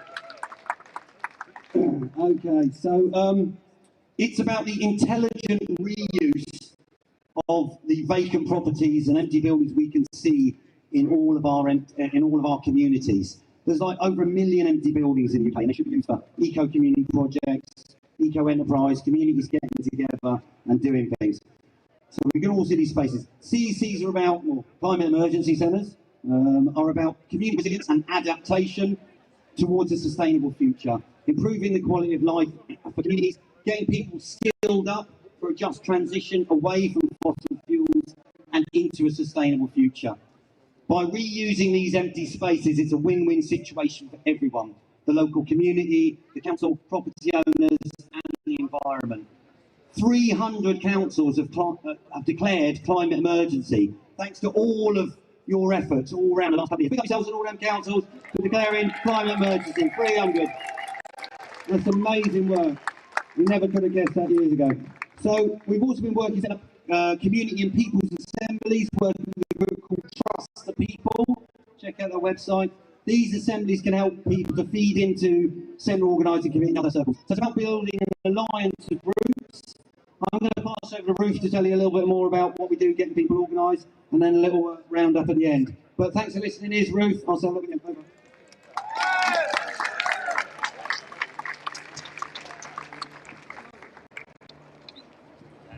Thank you. Hi everyone, I'm really menopausal, so we all know that there's a climate emergency, but the research is finding that most people know there's a climate emergency. They're finding when they research and they ask people, they know, yeah, we're fucked. The problem is that most people feel helpless. They feel like they can't do anything about it. And they've got the media telling them it's China and India that's causing all these problems, so they feel even more helpless. But that's not true. The reality is that we have the power. Everybody's actions matter. We are here now together, and when we are together, we're so much stronger. Climate emergency centres are about doing just that. Supporting communities to get spaces in their towns and cities, to build the resilience that we need to build, to adapt our local areas, and to share skills, knowledge and resources that we need to start building for the future. Every climate emergency centre is autonomous, so they get to focus on the solutions that they need in their local communities in a way that works for them. They're about inclusiveness. It's about bringing the whole community together so everyone can bring what they can. It makes us stronger. We are not just facing a climate emergency, we're facing social emergencies. People are struggling out there, people are desperate. And all of that has all been caused by the same underlying system. So unless we come together by social and work on both social and climate solutions together, we need to find these things. So they're both the same thing. Every climate emergency centre is part of a network of hubs. So the idea is we help each community, each team that wants to come together and get a space. We help them build, and they link up and they actively help each other across a network. So people can share resources and skills and knowledge, and they can cooperate in projects and initiatives, making them bigger and more effective. We've got a social media chat, we've got loads of shared resources to help teams. There's a handbook, 10 steps on how to get yourself together and get yourself organised and set up and running your own centre.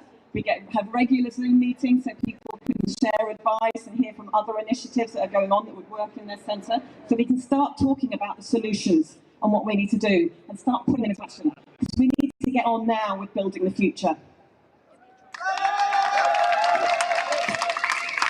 Okay, so just to say, we're working actively towards creating a just transition. We need to create sustainable jobs to replace the fossil fuel empire that long time's been controlling our government from the back rooms. We need to replace that with a sustainable future. If you want to check out the Climate Emergency Centre website, one little action like you do after this is to get out your phone and have a look at climateemergencycentre.co.uk. That's climateemergencycentre.co.uk, or you can email climateec@gmail.com. We need to take action now. On that website there is a map of about 40 different teams all around the UK, so see if you can find one near you, link up with them, find a space and take action in your community. And you can check Space Generators or Climate Emergency Centre on Facebook for other info about events. Every action we take makes a difference for us now and for our children and for 7 generations ahead. We need to be taking action. So we need system change, not climate change, for people and planet. Set up a climate emergency centre near you. Act now. Reclaim your space. Reclaim the streets. Reclaim the houses and community spaces. Let's focus on solutions. Thank you. Pick up yourselves. Make some noise. Get in here. Over there in Westminster. Take action every day for solutions.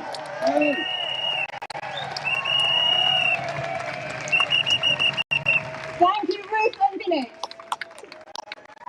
So, we are all here because we feel we need to do something to make a difference. And the person I'm going to introduce you to now has been at the really sharp end of action. She sat 10 days underground in Euston. She's been living up a tree, protecting this ancient woodland for HS2. Please welcome Rowley.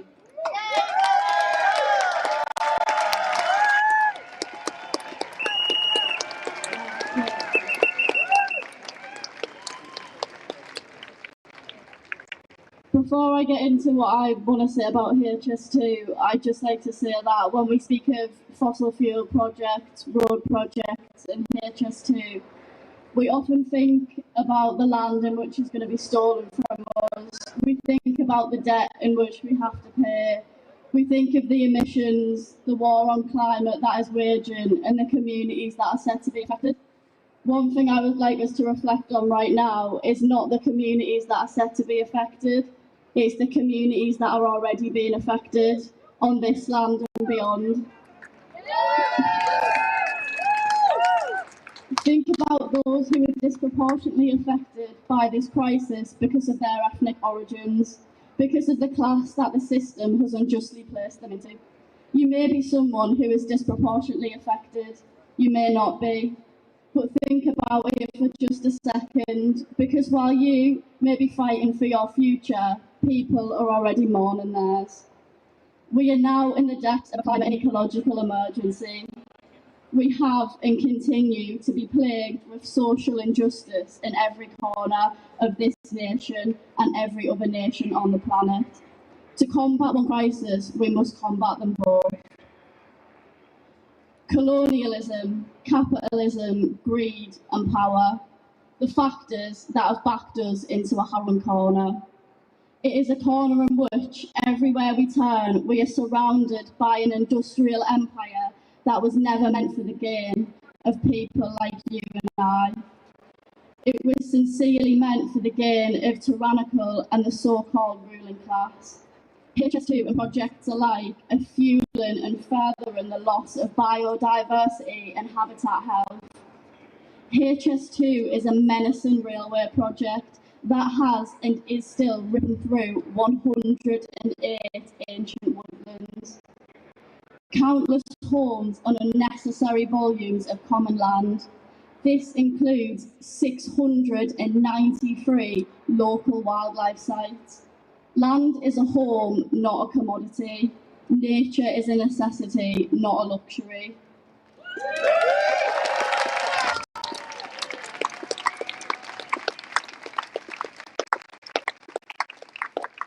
HS2 is the pinnacle of wealth disparities, class inequalities and social injustice in the UK. One day, working class children are going to learn the truth, and they're going to want to know why their friends' stomachs rumbled with the stripping of free school meals, why their vulnerable relatives couldn't seek medical attention during a global pandemic because of an underfunded NHS.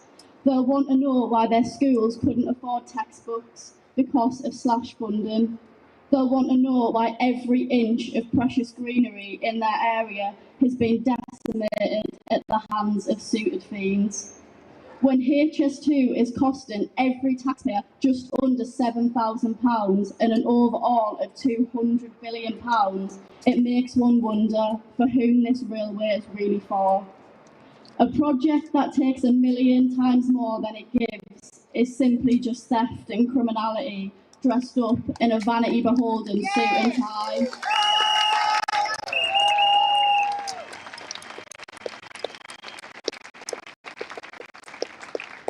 Ordinary people continue to be exploited by those in the ivory towers of Westminster. For decades, working class people have been ordered to pay the price for a debt that was never theirs.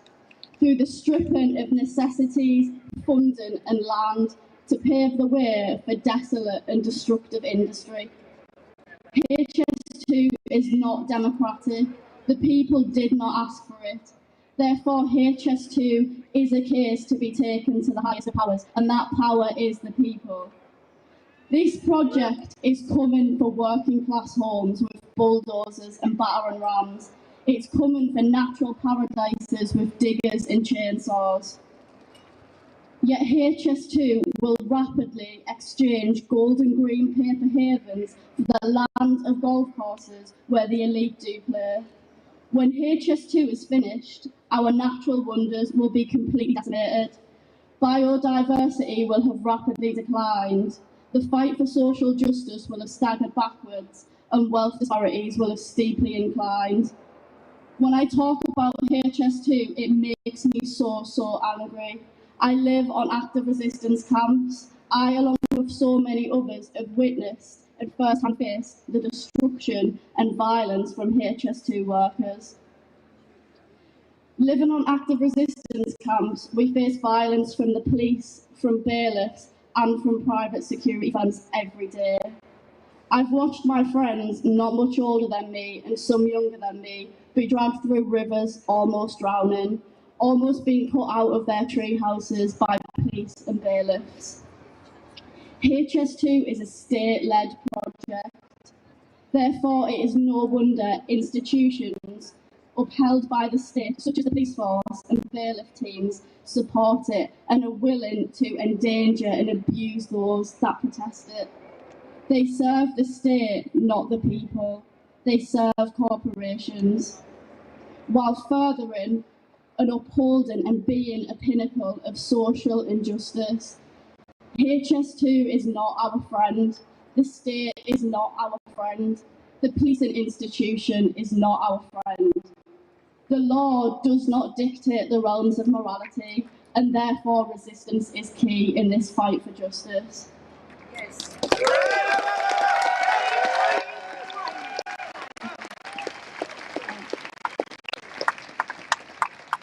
One last thing I would like to touch on before finishing is the Police, Crime, Sentencing and Courts Bill, specifically the anti-trespass part of this bill. Now, this part of the bill will specifically target the Gypsy, Roma and Traveller community. It proposes that anyone on an illegal encampment should be fined up to £2,500 or be given a custodial sentence. This is ethnic cleansing, this is racism, and it is rife within society. Right now, I am asking people to support the GRT community, to sympathise, empathise and resist. Trespass is integral to direct action and resistance, and those living a nomadic way of life and on protest camps are going to face the same criminalisation. The fight for ecological justice is intertwined with the fight for social justice. Intersectionality, when true and sincere, is a force to be reckoned with. And it is the only force in which this campaign will be won by. And that is why, if we choose to act, it must be now. If we choose to change, it must be drastic. And if we choose to live, then it must be in harmony. Thank you.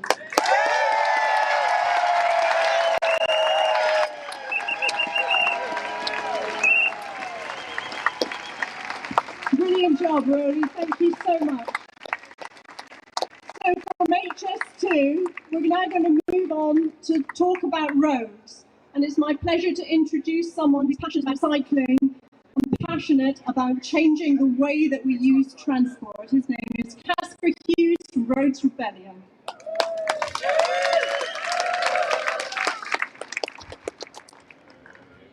How's that? Should we test it? Extinction! Extinction! Extinction! Okay. This rebellion this time is slightly different to the other rebellions. It's different for me. I'm often on the front line. I was on the front line outside Rupert Murdoch's printing press in Broxbourne with the other rebels all around the country. I see many of them here. This rebellion has got an immediate demand, and I think that immediate demand is really, really important. It's clear, it has clarity that I've not heard so simply put in other demand from other rebellions. It's also a little bit more difficult to chant, but we're going to have a go. So the immediate demand is no new fossil fuel investments. So I'm going to say, no new fossil fuel investments, and then you're going to say, no new fossil fuel investments. We'll see if we can get it going, because it is really important. No new fossil fuel investments. No new fossil fuel investments. Once more and louder. No new fossil fuel investments. Brilliant. So, I've helped set up a little group called XR Roads Rebellion, and it's really important because transport is the largest emitting sector in the UK. And today's march has stopped the harm, and transport is responsible for just so much harm. 40,000 people die early every year from transport pollution from cars, mainly from cars. So the largest sector of transport, which is the largest emitting sector in the UK, is emissions from privately owned cars. Like many of you here, I'm a driver as well. I haven't got a car anymore. I couldn't live with myself owning a car. They're lethal. Only last week, I had to organise 2 die-ins for women that were killed while cycling, one in Exeter and one in London. Hundreds and hundreds of people turned up. It was Exeter Cycling Campaign in Exeter and Stop Killing Cyclists that organised these in London. But the demands are XR demands. We need cities with no cars in them.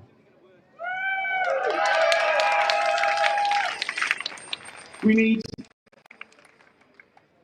our mayor to do what other mayors have done and get rid of cars from London. You know, Mayor Hildegoe in Paris is doing a great job. She's creating a 15-minute city.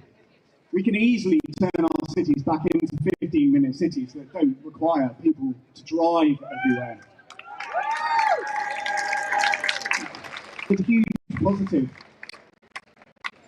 Because as Sir David King says, what we do in the next 2 to 3 or 3 to 4 years will affect the next millennia. And what this means is that if you buy an EV, you're contributing to the problem. You know, we need to work out how to live without relying on cars as our mode of transport. You know, the idea that you have to get into 2 tons of metal to travel 1,000 metres down the road to pick up a Kentucky Fried Chicken or a bottle of milk is just utterly insane.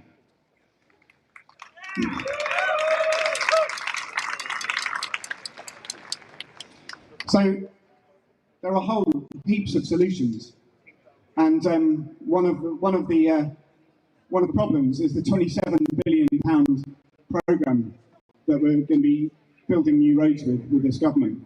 You know, it's completely insane. We've known for about 100 years, if you build roads, you get more cars. Each car, on average, takes 12 tonnes of emissions to manufacture. There are 100 million new cars being added to the world every single year. Each one of these cars means that more people will die in Greece, more people will be burned to death in Greece, in Turkey, more people will drown here in flooding. The same in Australia. More people will be dying. Every single tonne of emissions that we put into the atmosphere from driving and from everything else will mean that more of us will die. However, that £27 billion can be used to create a much, much healthier society that doesn't rely on cars. If we were to make cities safe for people to walk and cycle around, they would choose to do that over driving. If we were to make public transport, certainly in cities, free and maybe have a regular rural bus network powered by renewables that was also free, people wouldn't need to rely on cars to do every little job that they need them to do. I'm lucky, I live in Exeter. Exeter's a tiny city. I can walk wherever I need to. I can walk to the hospital, walk to the school, cycle to the shops, got a cargo bike, it's great. I realise not everybody's in that same situation, but it's fundamentally important that we enable people to live their lives without having to rely on cars, which are the largest slice of the largest emitting sector in the UK. Okay?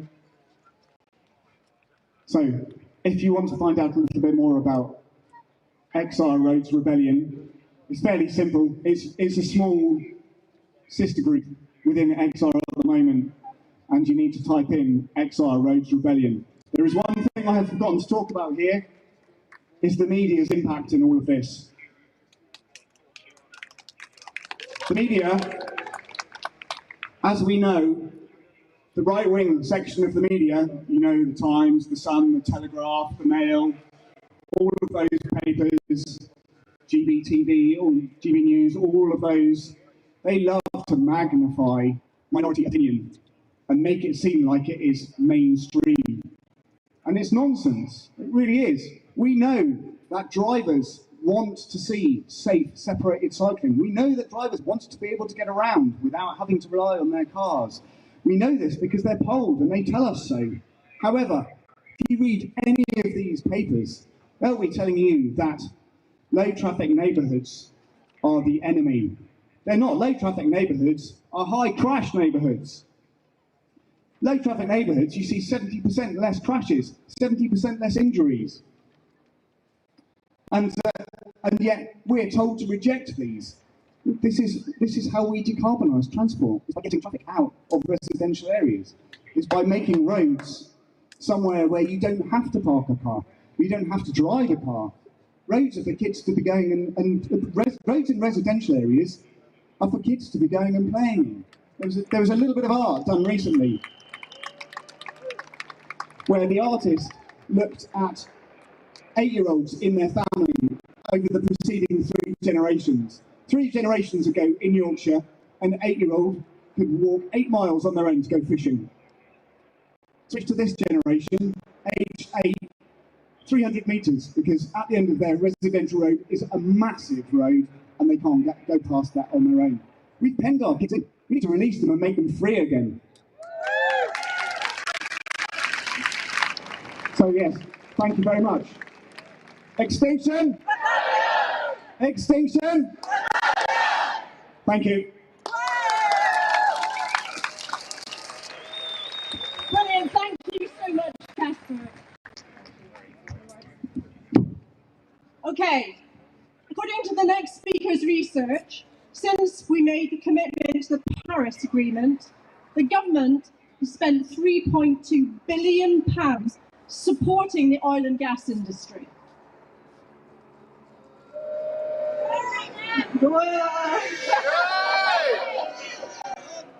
So, the next person who's going to speak to us is a claimant in a case that's taking the government to court for doing this. I'd like you to welcome Johnny Cox.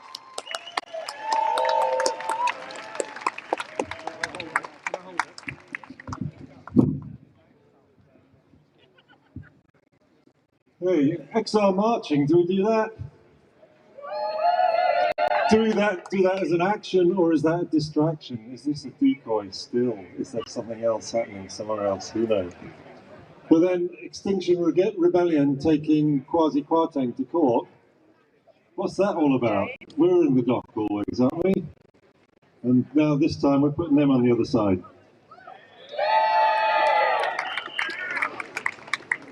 I'm going to try to explain the pay to pollute court case. I'll try and do it briefly. I know that you've already had 4 lots and number 5, and then we got George. So just 1 month ago, a judge gave us permission to go to court, which is no mean thing, because actually you've got to try really hard to persuade government, to persuade the courts that they want to spend the time listening to your case, and that the government might indeed be guilty. Do we think the government might be guilty? Okay, so who we're taking to court is Kwasi Kwarteng, the Secretary of State for this lot behind me, and his very own, he's the sole shareholder, executive agency, the Oil and Gas Association. They're the guys who hand out all those licenses for new oil and new gas. At the start, it was a bit scary because I was the only claimant, and I've never done anything like that before. I've never been in court before. I must have been slacking in my XR duties. But I'm now being joined by Michaela, who's people know Michaela. Lots of people know Michaela.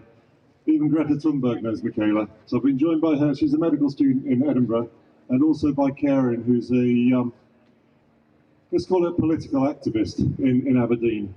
And her father used to work on the rigs and knew so many people on the Piper Alpha field as well, for those of us old enough to remember what Piper Alpha was. Okay, I'm not a lawyer, but my lawyer tells me it's very, very important at this point that I say everything I say from now on is my own personal opinion and nothing at all to do really with what the lawyers will be taking to court. So I'm putting things into my own words here. That's a bit of a disclaimer.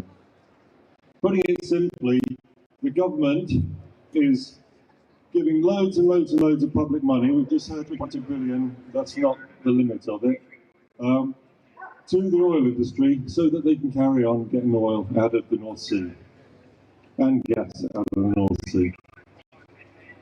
And right at the middle of that is a law that they made in 1998, which has mentioned this thing called Maximise Economic Recovery, which is basically maximising how much money, how much oil and gas we can get out of the North Sea. Now, just as an aside, I've got a real problem with that word recovery. If I have something, if I lose it, or if somebody nicks it, then later on I might get it back. I might recover it. We never ever had that oil and gas. That oil and gas had been under the ground for millions and millions of years. We're not recovering it, we're extracting it. But recovery, a little bit of soft greenwash, extraction sounds a little bit harsher, doesn't it? So I prefer to call it the maximum economic extraction thing, but even that is a problem. Okay, we've got two grounds on the case. First of all, against the OGA. In their latest strategy, which they published earlier this year, they basically changed the definition of maximise economic recovery. They changed it from things need to be good for the whole country to, if we ask the oil company, you're going to make a profit, yeah, we're going to make a profit. All right, go ahead and do it. That's economic. You're not going to make a profit? Well, that's a problem. How much can we bung you so you do make a profit? Go ahead and do it. That's the sort of thing that's going on. And even that's not everything that happens. We're on the hook, the public purse is on the hook for £20 billion worth of decommissioning costs. Getting rid of all their stranded assets when the oil and gas has finally run out, or when they finally learned that they shouldn't really get any more out of the ground. That's 20 billion on top of this 3.2 billion. And there are all sorts of other crazy numbers which we can come up with, which describe how much the country hasn't got from the oil companies over the last 30, 40 years. There's companies like Shell. I don't know how much you know about the court case they had in Holland, where Shell was basically told by the Dutch courts, you've got to reduce your production by 50% by 2030. So, who's behind the Cambo field? That's Shell. They're coming back to the UK government and saying, can we start pulling the gas out of Cambo? Having just been told they've got to cut their gas production. It's crazy. And then they paid their chief executive $7 million. And then they laid off hundreds of North Sea oil workers. And how much tax do we think Shell paid for the North Sea in Britain last year? Anybody got a number? Zero. Minus $99 million. We gave them $99 million more than we got in. That's the sort of company we're dealing with. Okay, we paid out $3.2 billion since signing the Paris Agreement. Doesn't sound a huge amount of money in the world of big oil, but actually what it does, it makes the North Sea the most profitable place in the world for oil companies to do their exploration and drilling and production. The most profitable place in the world. And why? Because we give them the money to make it profitable. That's the case against the OGA, that they've changed the rules, changed what maximum economic recovery is. The case against Kwasi Kwarteng, the Secretary of State himself, is that actually the whole thing's irrational. There was a law in 1998 saying get it all out, every last drop if you can. A few things have happened since then. We've been hearing about them earlier, and I'm sure George is going to tell us about more of them afterwards. But they just want to carry on extracting a whole load more, and we've got a 23-year-old flawed law which is letting them do it. So that's the craziness of it all, and that's the sort of thing that actually if we tell them change the law, it depends upon public opinion as to whether or not they'll actually go and do it. They'll probably go back and change the law if we don't make a fuss and say, well, actually, let's just change the definition to what the OGA wants it to be. We need them to change the law to say there is no such thing as maximum economic recovery anymore.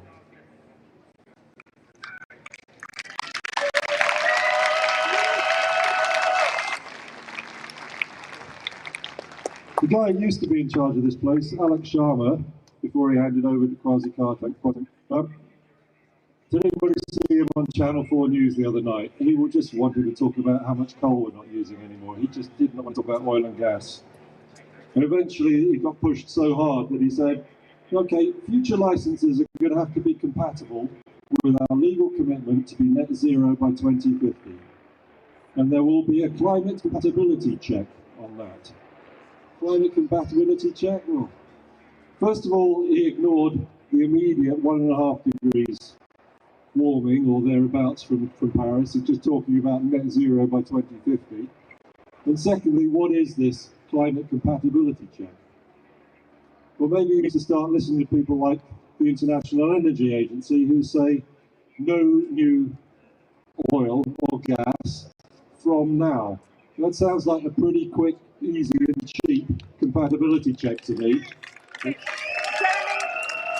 Sorry, you're too late. It's incompatible. So that's where we need to go with this. We need to get them to listen to people like the IEA, their own climate change committee, the IPCC. Everybody's telling them they're not listening. Again, I've tried to be brief. George will hopefully fill in all the gaps I've left. If you need more, could you search paid to pollute or hashtag paid to pollute? This is who we are. And anybody who wants to help with this, just look it up, and there's plenty of ways to help on there, or come and find me later. Thank you. Thank you.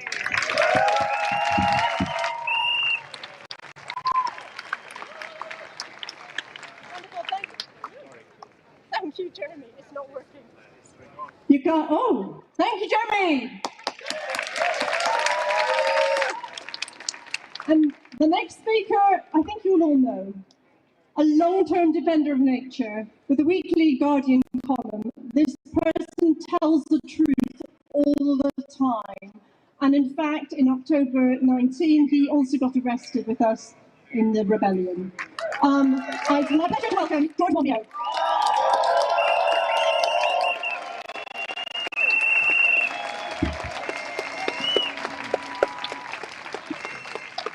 Thank you, everyone. Lovely to see you here. Now, when ministers respond to us, they say, why are you bothering? Look, we've got our target, net zero by 2050. We've made some speeches. We've published some documents. Look, we've got some words, lots of words. So just go home, don't bother, leave it to us because we've got it. We've got this. We're in control. There's no problem. What more do you want? Well, yes, some action would be nice.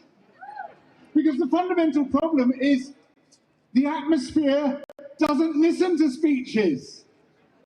It doesn't respond to promises. It's completely unimpressed by attempts to fob it off. It responds only to action. And what that means is it responds only to cuts in greenhouse gases.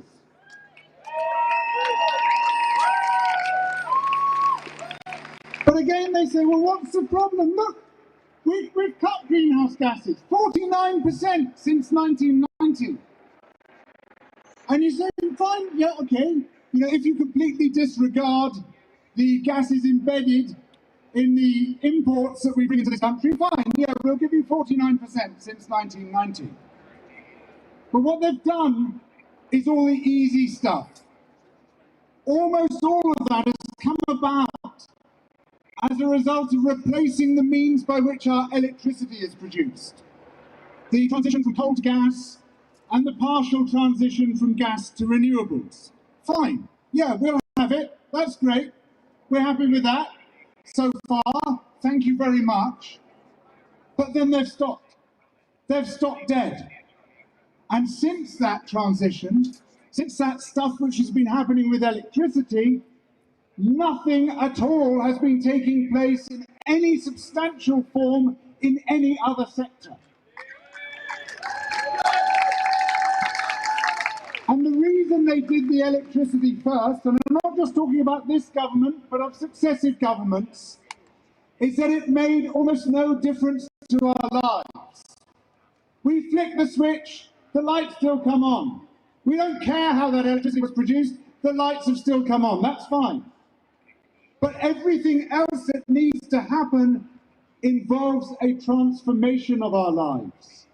It involves the government and others mobilizing us to change our transport habits, to travel less and by different means, to discourage us from flying by means of frequent flyer taxes and other mechanisms, to insulate our homes, to reduce our energy demand, to change the means by which we produce our heat. All of these things require our involvement, and they require politics. They require difficult political negotiations and political choices. And no government that we have had so far is prepared to do that. So they're cruising, they're living on past successes, and they're not prepared to follow those with any tangible present or future successes. And this is where the crisis lies.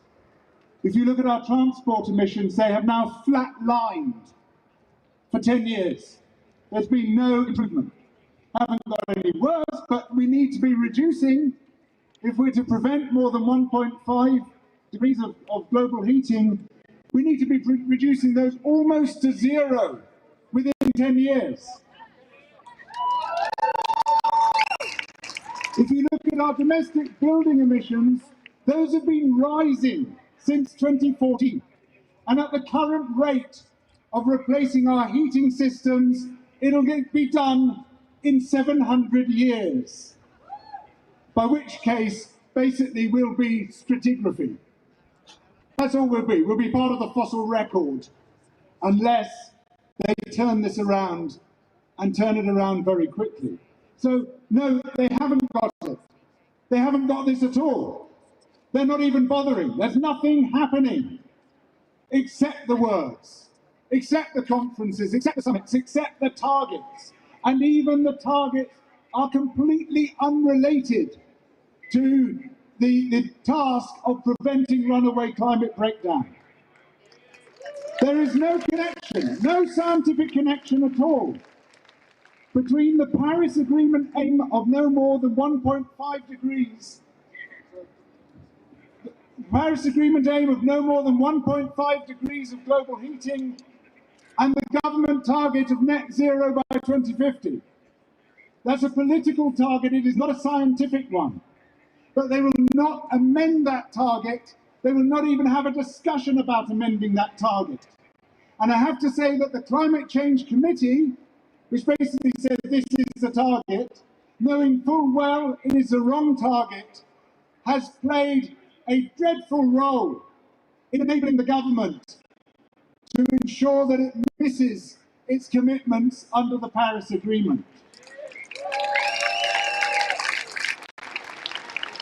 But hold on, the government says, hold on. We'll build new infrastructure. Of course they'll build new infrastructure. The primary purpose of new infrastructure is to provide profits for the people who commission and build it. That's what it is primarily for. Sure, some of it is a secondary purpose of providing some public services, sometimes deliberately, sometimes accidentally. And sure, we need new green infrastructure, there's no doubt about it. But that will get us nowhere unless we simultaneously retire the old, dirty infrastructure. That's the key task. Preventing climate breakdown is much more about the things we cease to do than about the new things that we start to do. And we have to retire the dirty things we currently do. That's what we have to stop. So how's that going? Not at all. There are no plans whatsoever to retire the existing dirty infrastructure, this absolutely crucial task, without which we cannot possibly prevent climate breakdown. Instead, as we've already heard, £27 billion on roads. Every single airport in the nation has plans to expand. They're going in exactly the opposite direction. And as we've heard already, the same applies to the extraction of oil and gas. We've heard about this extraordinary policy of maximising the economic potential of oil and gas from the UK's continental shelf. Exactly the opposite of where all climate scientists are now saying we need to be, which is retiring existing reserves, let alone bringing new ones on stream, let alone maximising the process of bringing new ones on stream. And this is a process hatched and pursued by this department. So, my friends, we're in exactly the right place here.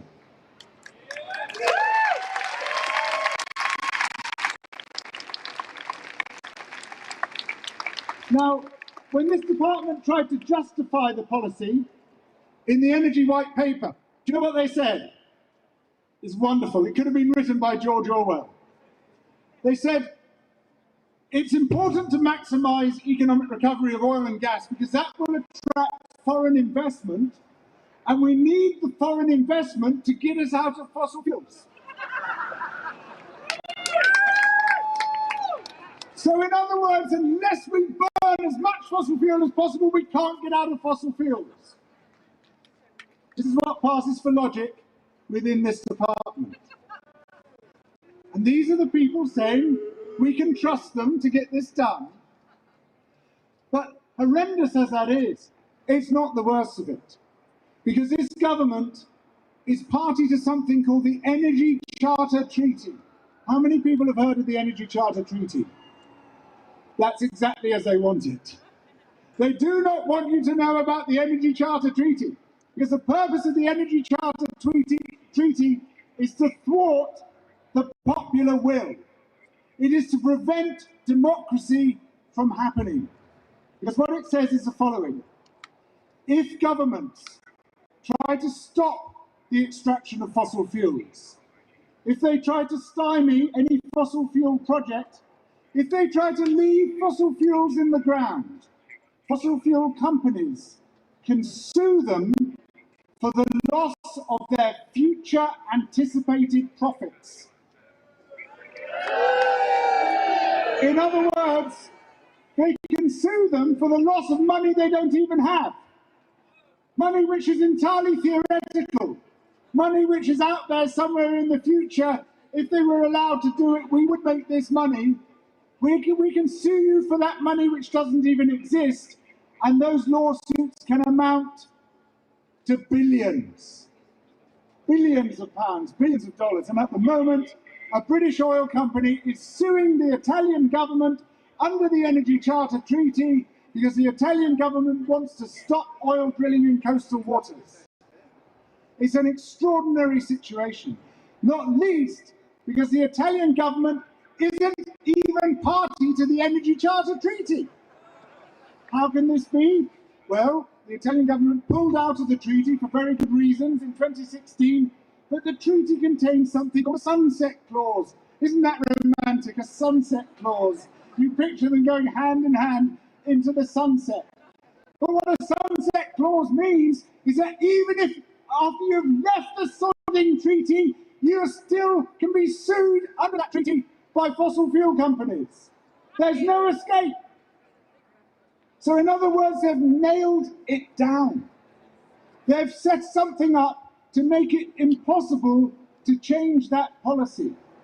They've set something up to ensure that the future anticipated profits of fossil fuel companies are legally and officially more important than life on Earth. So these people in here who are party to this treaty, if they cared, if they really were on this, if they were trying to stop climate breakdown, they would be all over this to find a way of dismantling that treaty and preventing it from operating. So you must ask yourself, well, why aren't they? Why aren't they all over it? What's going on here? What's going on is that they believe that is the right priority, that the future anticipated profits of fossil fuel companies, among whom number some of their most generous donors, are indeed more important than life on Earth.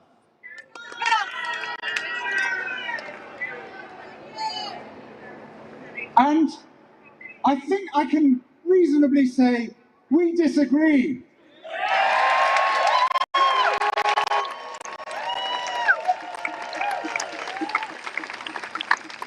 If I get this right, when I ask you if you think that life on Earth is more important than the profits of fossil fuel companies, you will say yes! Who says I can't read an audience? Okay, so we have this situation where they are trying to nail it down, to commit us legally to climate breakdown, to commit us legally to the end of the period during which human life and much of the rest of life on Earth can flourish. So in other words, this is a crash course towards disaster that they have pushed us on. And we have no choice, if we believe that life on Earth is more important, than to resist. We have no choice than to rebel. We have no choice than to persist until we have won.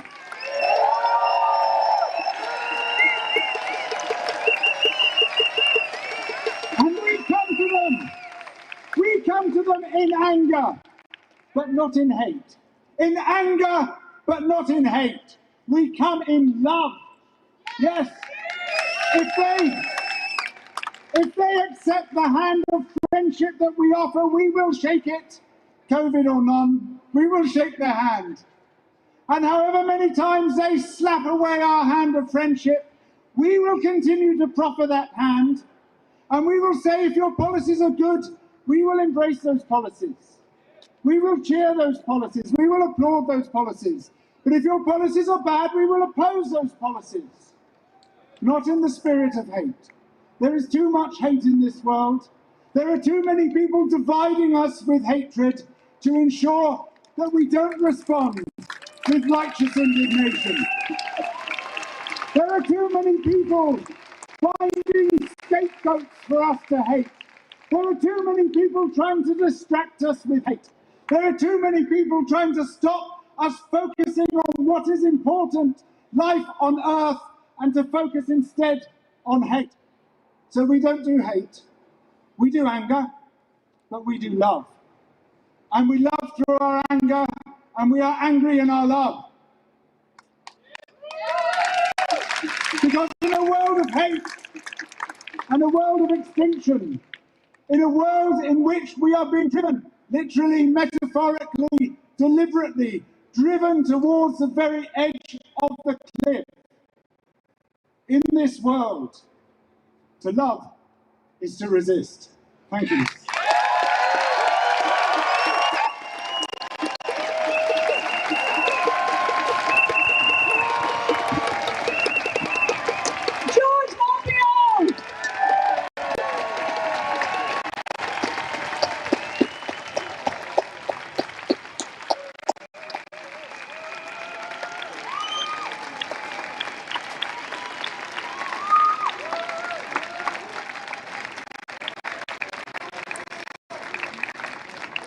So we're standing outside the government department. The government uses a blunt tool to measure how well we're doing in the economy. Its main focus is gross domestic product and its growth. Is this a good measure? No. So our next speaker has developed a tool that takes into consideration people's needs and sustainability. it's my absolute pleasure to welcome Kate Rayworth.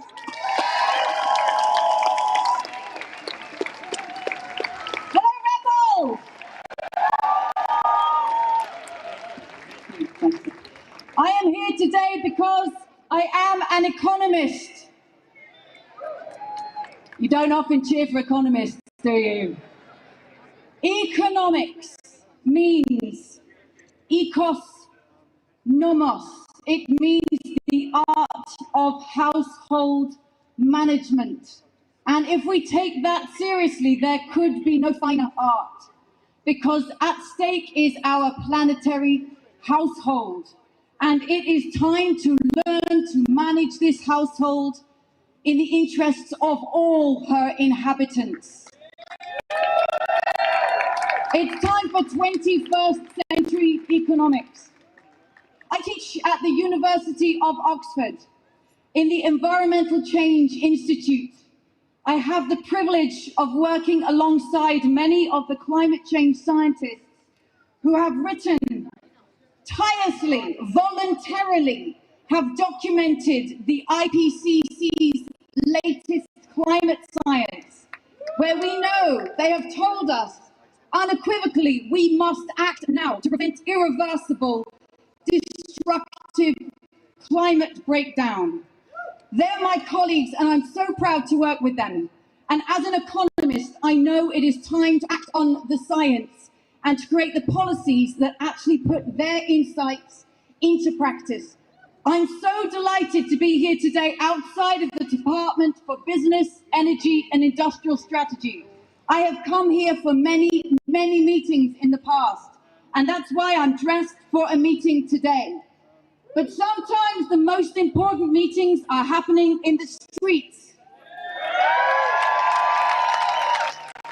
So let's talk 21st century economics. I've never had the privilege of teaching 101 of 21st century economics in the street. I hope you'll join me. The first goal is to change the goal of what the economy is for. We have inherited a 20th century economy that fixates upon endless growth. It has this shape. The idea that the nation's income should grow and grow and grow and grow forever. This is an insanity. We live in one of the richest nations in the world. This country is richer than almost any nation has been in the history of humanity. And yet our economists and politicians believe that the solutions to all of our problems lie in yet more growth endlessly. This cannot make sense on a delicately balanced living planet. So it's time for a new goal. I offer you a donut. It's the only one that's actually turned out to be good for us. You don't need to eat them, ladies and gentlemen. Please don't eat too many donuts. They are conceptual. And I know this one's a bit small, so here's a big one I made earlier. Now, the goal of the donut is to leave nobody in the hole, falling short on the essentials of life. That is where people do not have the resources they need for food, water, housing, education, income, work, transport, connectivity, community. We call these human rights. Leave nobody in the hole. Let me hear you say it. Leave no one falling short. Okay, but that's just one half of the story. Because as we use Earth's resources to meet our essential needs, we start to put pressure on this delicately balanced living planet. And so we must also not overshoot this outer limit, because that is where we cause climate breakdown. That's where we acidify the oceans. We create a hole in the ozone layer. We break down the web of life. Around the edge here are the 9 planetary boundaries that Earth system scientists recognized just over a decade ago. We are only just beginning to understand our planetary home, and now we must act on what we understand. If we want to have food and shelter and housing and community, we can only do that If we have a stable climate and fertile soils and an ozone layer overhead and ample fresh water and biodiversity and the web of life, we depend upon it. So we need to meet the needs of all people within the means of this one living planet. Now let's put these together. Leave no one falling short. Don't overshoot the limit. Again, leave no one falling short. Don't overshoot the limit. Yes. Now, what if we begin 21st century economics with this goal? How then would we regulate our societies, our economies? How then would we shape markets? What incentives and rules and laws would we put in place? How would we recreate the commons? How would we care in our homes, in our streets, in our neighborhoods and towns and our nations and in the international community? This calls for economic principles and policies and action in line with a vision that's fit for our times.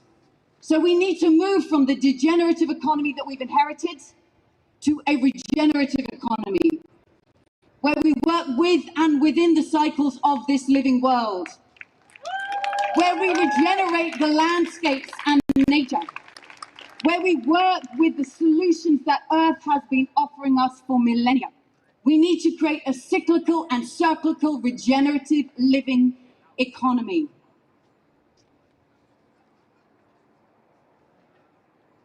I know there are so many people in this country who already passionately want to do that. You know what? Some of them are in this building. There are people working in every walk of life, within government, in the private sector, in the community, as activists, as parents, as entrepreneurs, as teachers, as lawyers, as doctors. Let's hear it for the doctors. People everywhere who know this makes sense. But we need the governments to put in place the rules that make it happen. The first rule of the 21st century economy is protect the life support systems on which you all depend. And that takes government action. It takes vision, it takes ambition, and it takes bravery. And now, this rebellion is so clear. Scientists have given us the science, and we have invited the world's governments to these shores in November. If we want to inspire the world to act, we have to lead. And if we want to lead, we do no new fossil investments now. It's so obvious. It's crying out to be done. It's such an easy win. Come on, government, pick it up and take it and run with it, and we'll run with you. The UK has a chance to make a difference at the beginning of the most important decade of climate negotiations, which will shape the climate of this century. There could be no more pivotal point to have high leverage political action. Please, the UK government sees this. We want climate action now.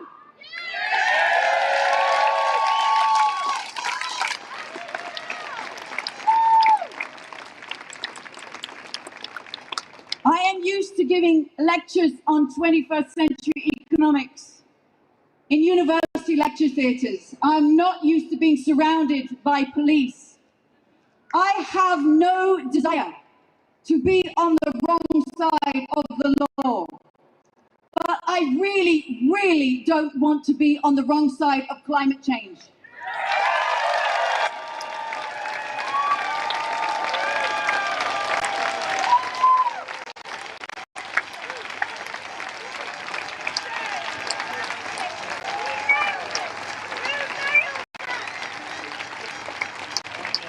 And actually, we're clapping everybody here because it takes bravery to put yourself in front of the law, especially if you've never done it before.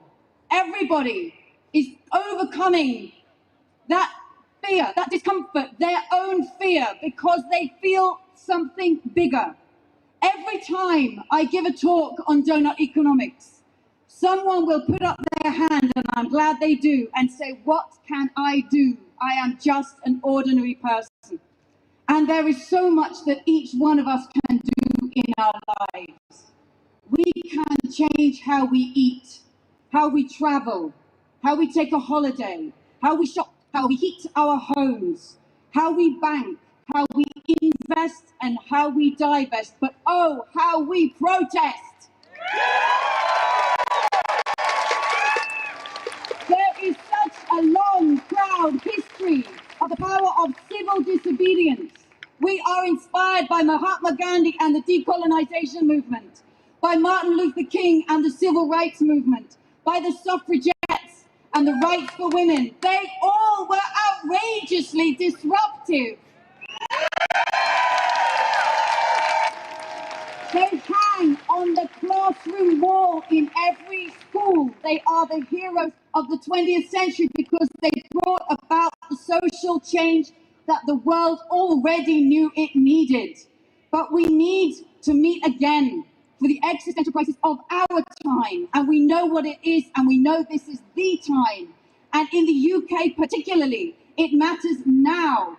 And so I stand as an economist with you, in rebellion, in demand of the action that we know is due and that history will thank us all for. Now, I know there are some rebels who are here for the long stay, and I want to give you some reading. I have a couple of copies of books, one by me, John Economics. I would love to put these books in the hands of rebels who want some good news to read while you are sitting holding space. And I'm very proud to be here with my husband, the social philosopher Roman Krasnarek. He's written an amazing book, The Good Ancestor. There he is, long-term thinking in a short-term world. If there were any good ancestors on the planet right now, I know that many, many of them are right here, holding space in fear, because we know that our fears of being against the law are far smaller and far more outweighed by our fears of climate breakdown and our responsibility to the future holders. So we'll love to give these books to rebels who are here for the long term. Extinction! Extinction! Extinction! Thank you!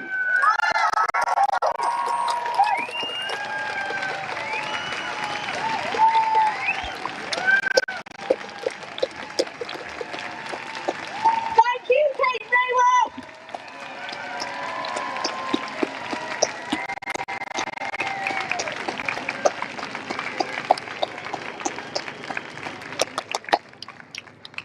We've had some amazing speakers, haven't we? And now we're going to take some time to absorb what's being said, and I'm going to hand over to Linz, who's going to take us through what we're going to be doing next. Linz. Woo!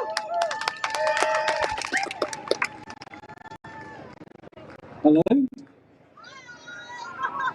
Hello, beautiful rebels. Welcome to your Crisis Talks. Thinking of Crisis Talks here as the gateway conversation to talking to people about the things we think they need to hear in order to carry forward all the great words and observations that our speakers have been making. Now it's down to us to take these words out to a wider community than perhaps us speaking amongst ourselves. Hopefully, if we can tempt people into some crisis talks, then we might be able to lure them into some people's assemblies. And then perhaps if we were able to get some people's assemblies to work, we might be able to tempt them into some citizens' assemblies. And perhaps if we could tempt some real people into real citizens' assemblies, we might be able to tempt our lords and masters over there to see the positivity that we can all gain from speaking to the real people in the real world about their real problems. Let's start with crisis talks, let's build to citizens' assemblies, and let's see a citizens' assembly just down the road there and help us inform them how the hell we get out of this mess.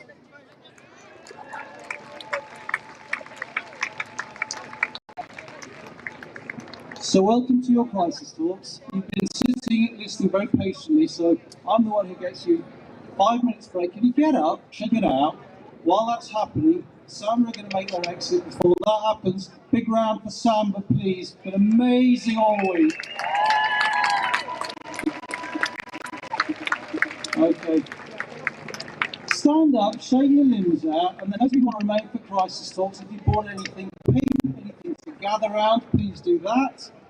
Form yourselves into groups where you can comfortably listen to each other and hear each other. Helicopter aside, we need to be able to speak to each other. Form yourselves into groups, people who know or don't know. Be inclusive, be aware that everybody's speech and hearing is not necessarily the same as yours. Make those groups up, come back honestly please, 5 minutes, we're short of time, and we'll hold our first crisis talks.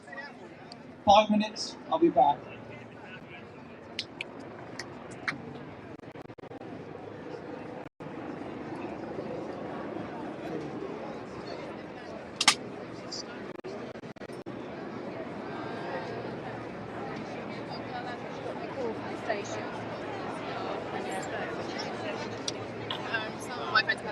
Hello, just a very quick thing. Is Louisa Gray here? I've got some credit cards.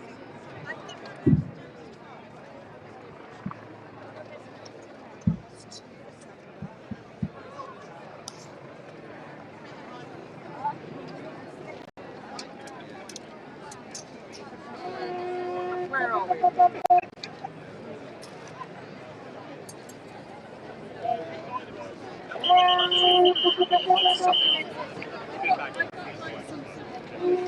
I'm a little child.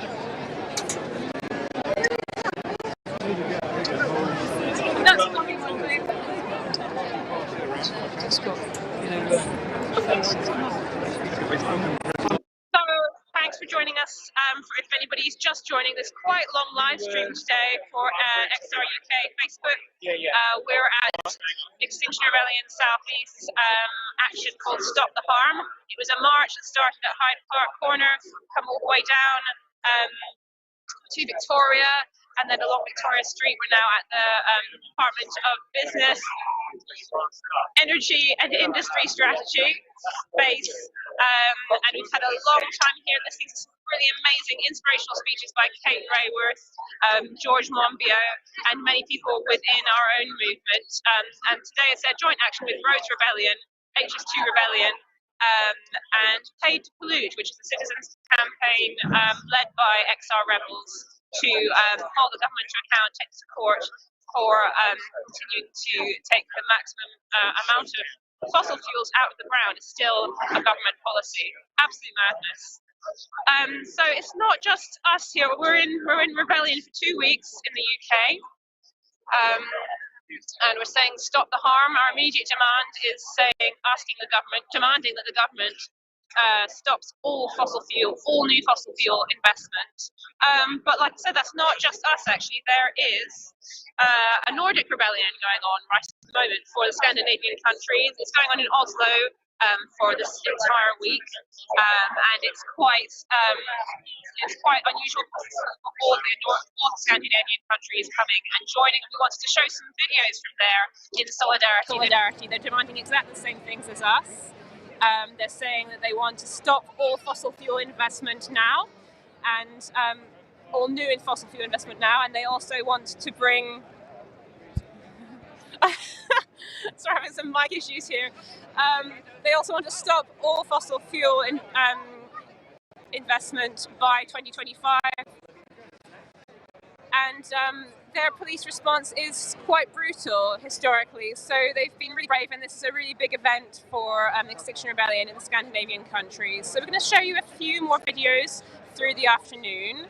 And I think we'll start with our first one, which I believe is of some of the lock-ons that they've done in the middle of Oslo. We are here today to stop business as usual because the politicians and the company leaders are failing to act. Så jeg kom egentlig bare tilfeldig forbi, og så var det jo litt musikk, litt lyd, noen farger, så måtte jeg nesten da innom og sjekke.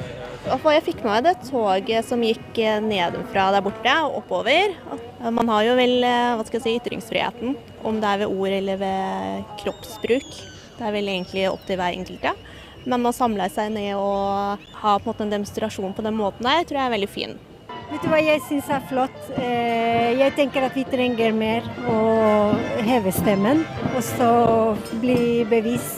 få bevisstheten opp, slik at flere blir med. Vi må stoppe dette her. Poenget mitt er at det kanskje ikke er veien å gå og provosere på den måten her. Og støtter det som sagt dette her, men jeg er litt sånn ikke så glad i sivil ulydighet. Jeg synes det er fantastisk, og det må skape oppmerksomhet. Nå blir det disko. Fordi hvis man ser på forskningen og man ser hvordan vårt system, vi er avhengige av å utnytte mer og mer ressurser. Vi trenger et paradigmeskifte, og det skjer ikke av seg selv. And Extinction Rebellion shows that it's a very important topic. By blocking the street and involving the police, it shows that it's a very important topic. Yeah. På en vis så er det bra, ellers så får vi ikke oppmerksomhet, eller blir ikke hørt. Jeg tror vi har ventet lenge, og vi har prøvd mange andre metoder, og ikke skjer noe. Så tror jeg vi må kanskje pushe litt mer. Vi mener seriøst, vi mener alvor, og nå gjelder det.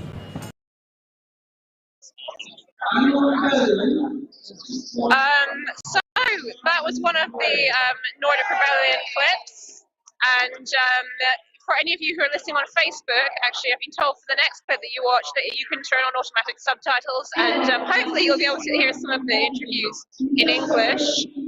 We're going to show another one now of some street music from Nordic Rebellion.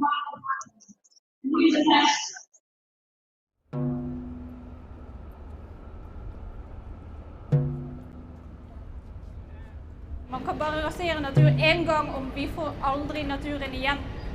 Stå opp mot denne urettferdigheten. Stå opp for livet og gjør opprør for livet. Fight for climate justice, fight for climate justice, hey ho, take me by the hand, strong inside. Mic check, mic check, mic check, mic check. This is how democracy looks like.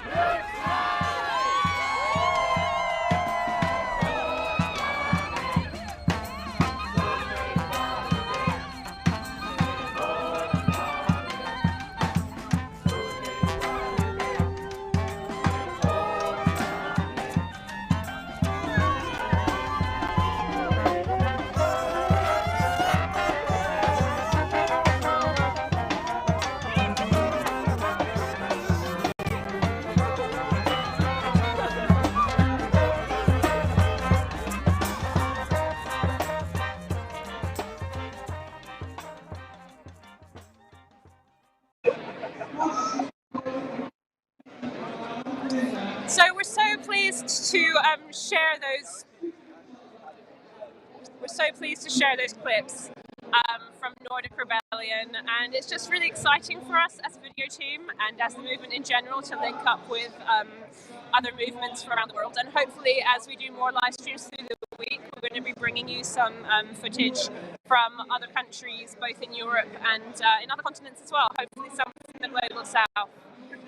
There's some crisis talks going on here at the moment amongst our rebel community that are now standing up in the street, and we're hoping to also bring you some crisis talks from the global south, so from frontline communities who are directly involved or they're affected by the climate crisis. We're going to bring you some videos between now and actually going up till COP26 that Rupert Reed was talking about, the climate conference in Glasgow. We'll be sharing those stories so that they're not forgotten, and we realise what a responsibility that we have as nations in the global north and the richer countries to mitigate against climate change and to really help those communities that are already suffering the biggest impacts. So we are here at, we're still here at Sahara March. at the Department for Business, Energy and Industrial Strategy, right next to Parliament Square. And I think we've still got a little bit to go on our march, but we're taking a break at the moment. Just to remind you, this is about stopping the harm. There are lots of different demands that we're making of the government on this march, because often I think Extinction Rebellion is people say, oh, well, you're just protesting, you know, but what are you trying to do about it? You should be giving us solutions. We are actually, this time, there are a lot of solutions that are being suggested. I'm going to look at my notes so that I don't get any of the wrong. It's quite a big list, actually. So we want to cancel the road building programme, that's RIS2, which is currently going to cost the taxpayer £27.4 billion. So, as one of the speakers said earlier, when you build more roads, you actually do encourage more cars. So we think that huge amount of money and the amount of money that's much bigger amount of money that's being spent on HS2 should be reinvested in sustainable transport options. So public transport that really does benefit everybody, public transport that's clean, green and affordable. And then also cycle networks, even car sharing, things like that. We really need to get creative, and the solutions are out there in a lot of other countries. Then we want to secure jobs that are promoting renewable energy. There's going to be a huge amount of retrofitting that's going to go on for buildings and infrastructure in this country, and we could actually be promoting job creation in those industries from people who are coming out of industries that are going to be decommissioned. So why not do that? It's good for everybody and it will get us further down the line quicker. We want to decarbonise the housing stock.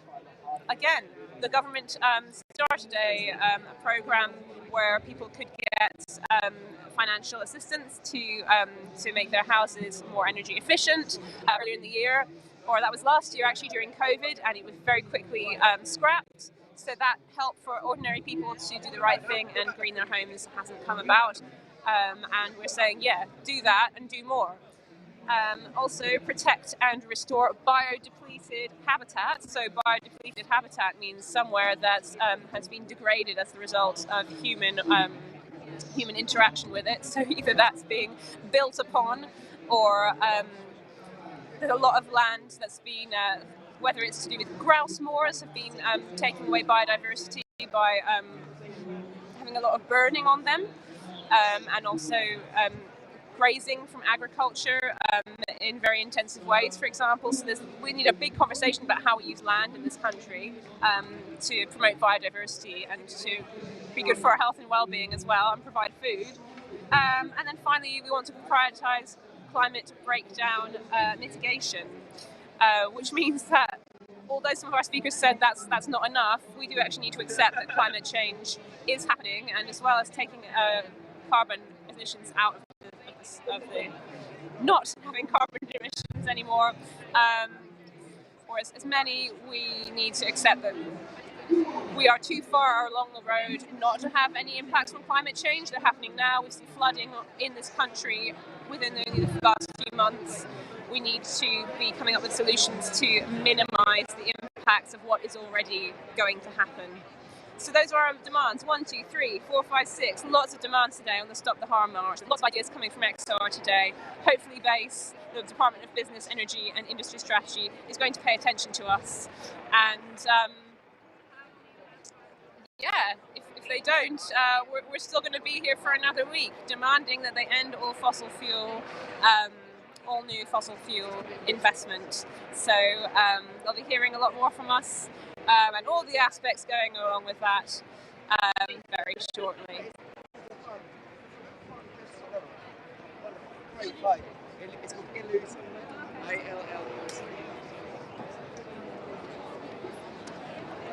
Well, I might come up on Monday.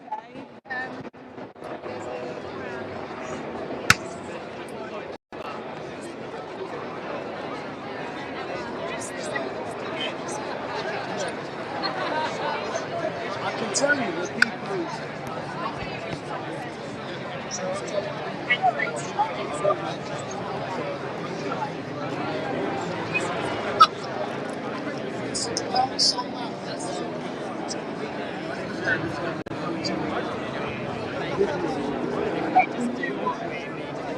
We're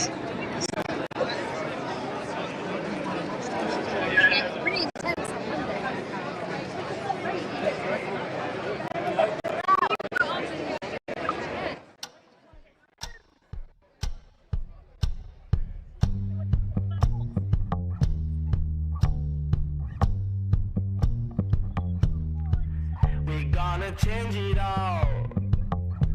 We're heading towards extinction, but we're gonna rebel. We need you to wake up. Either fight for Earth or get ready for hell. And the temperature gets higher and gets higher each and every day. And those who are most innocent will be the first to pay. So when your kids look into your eyes, what are you gonna say? Extinction Rebellion. We will fight for survival. We will fight your inaction. We will fight your denial. We wanna hear about it. Every climate expert has something to say. Everyone knows about it, but they all keep pretending everything's still okay. And the oceans keep on rising and keep rising, but so do we. So either we rebel or we all drown in the sea. So when your kids look into your eyes, what are they gonna see? Extinction Rebellion. We will fight for survival. We will fight your...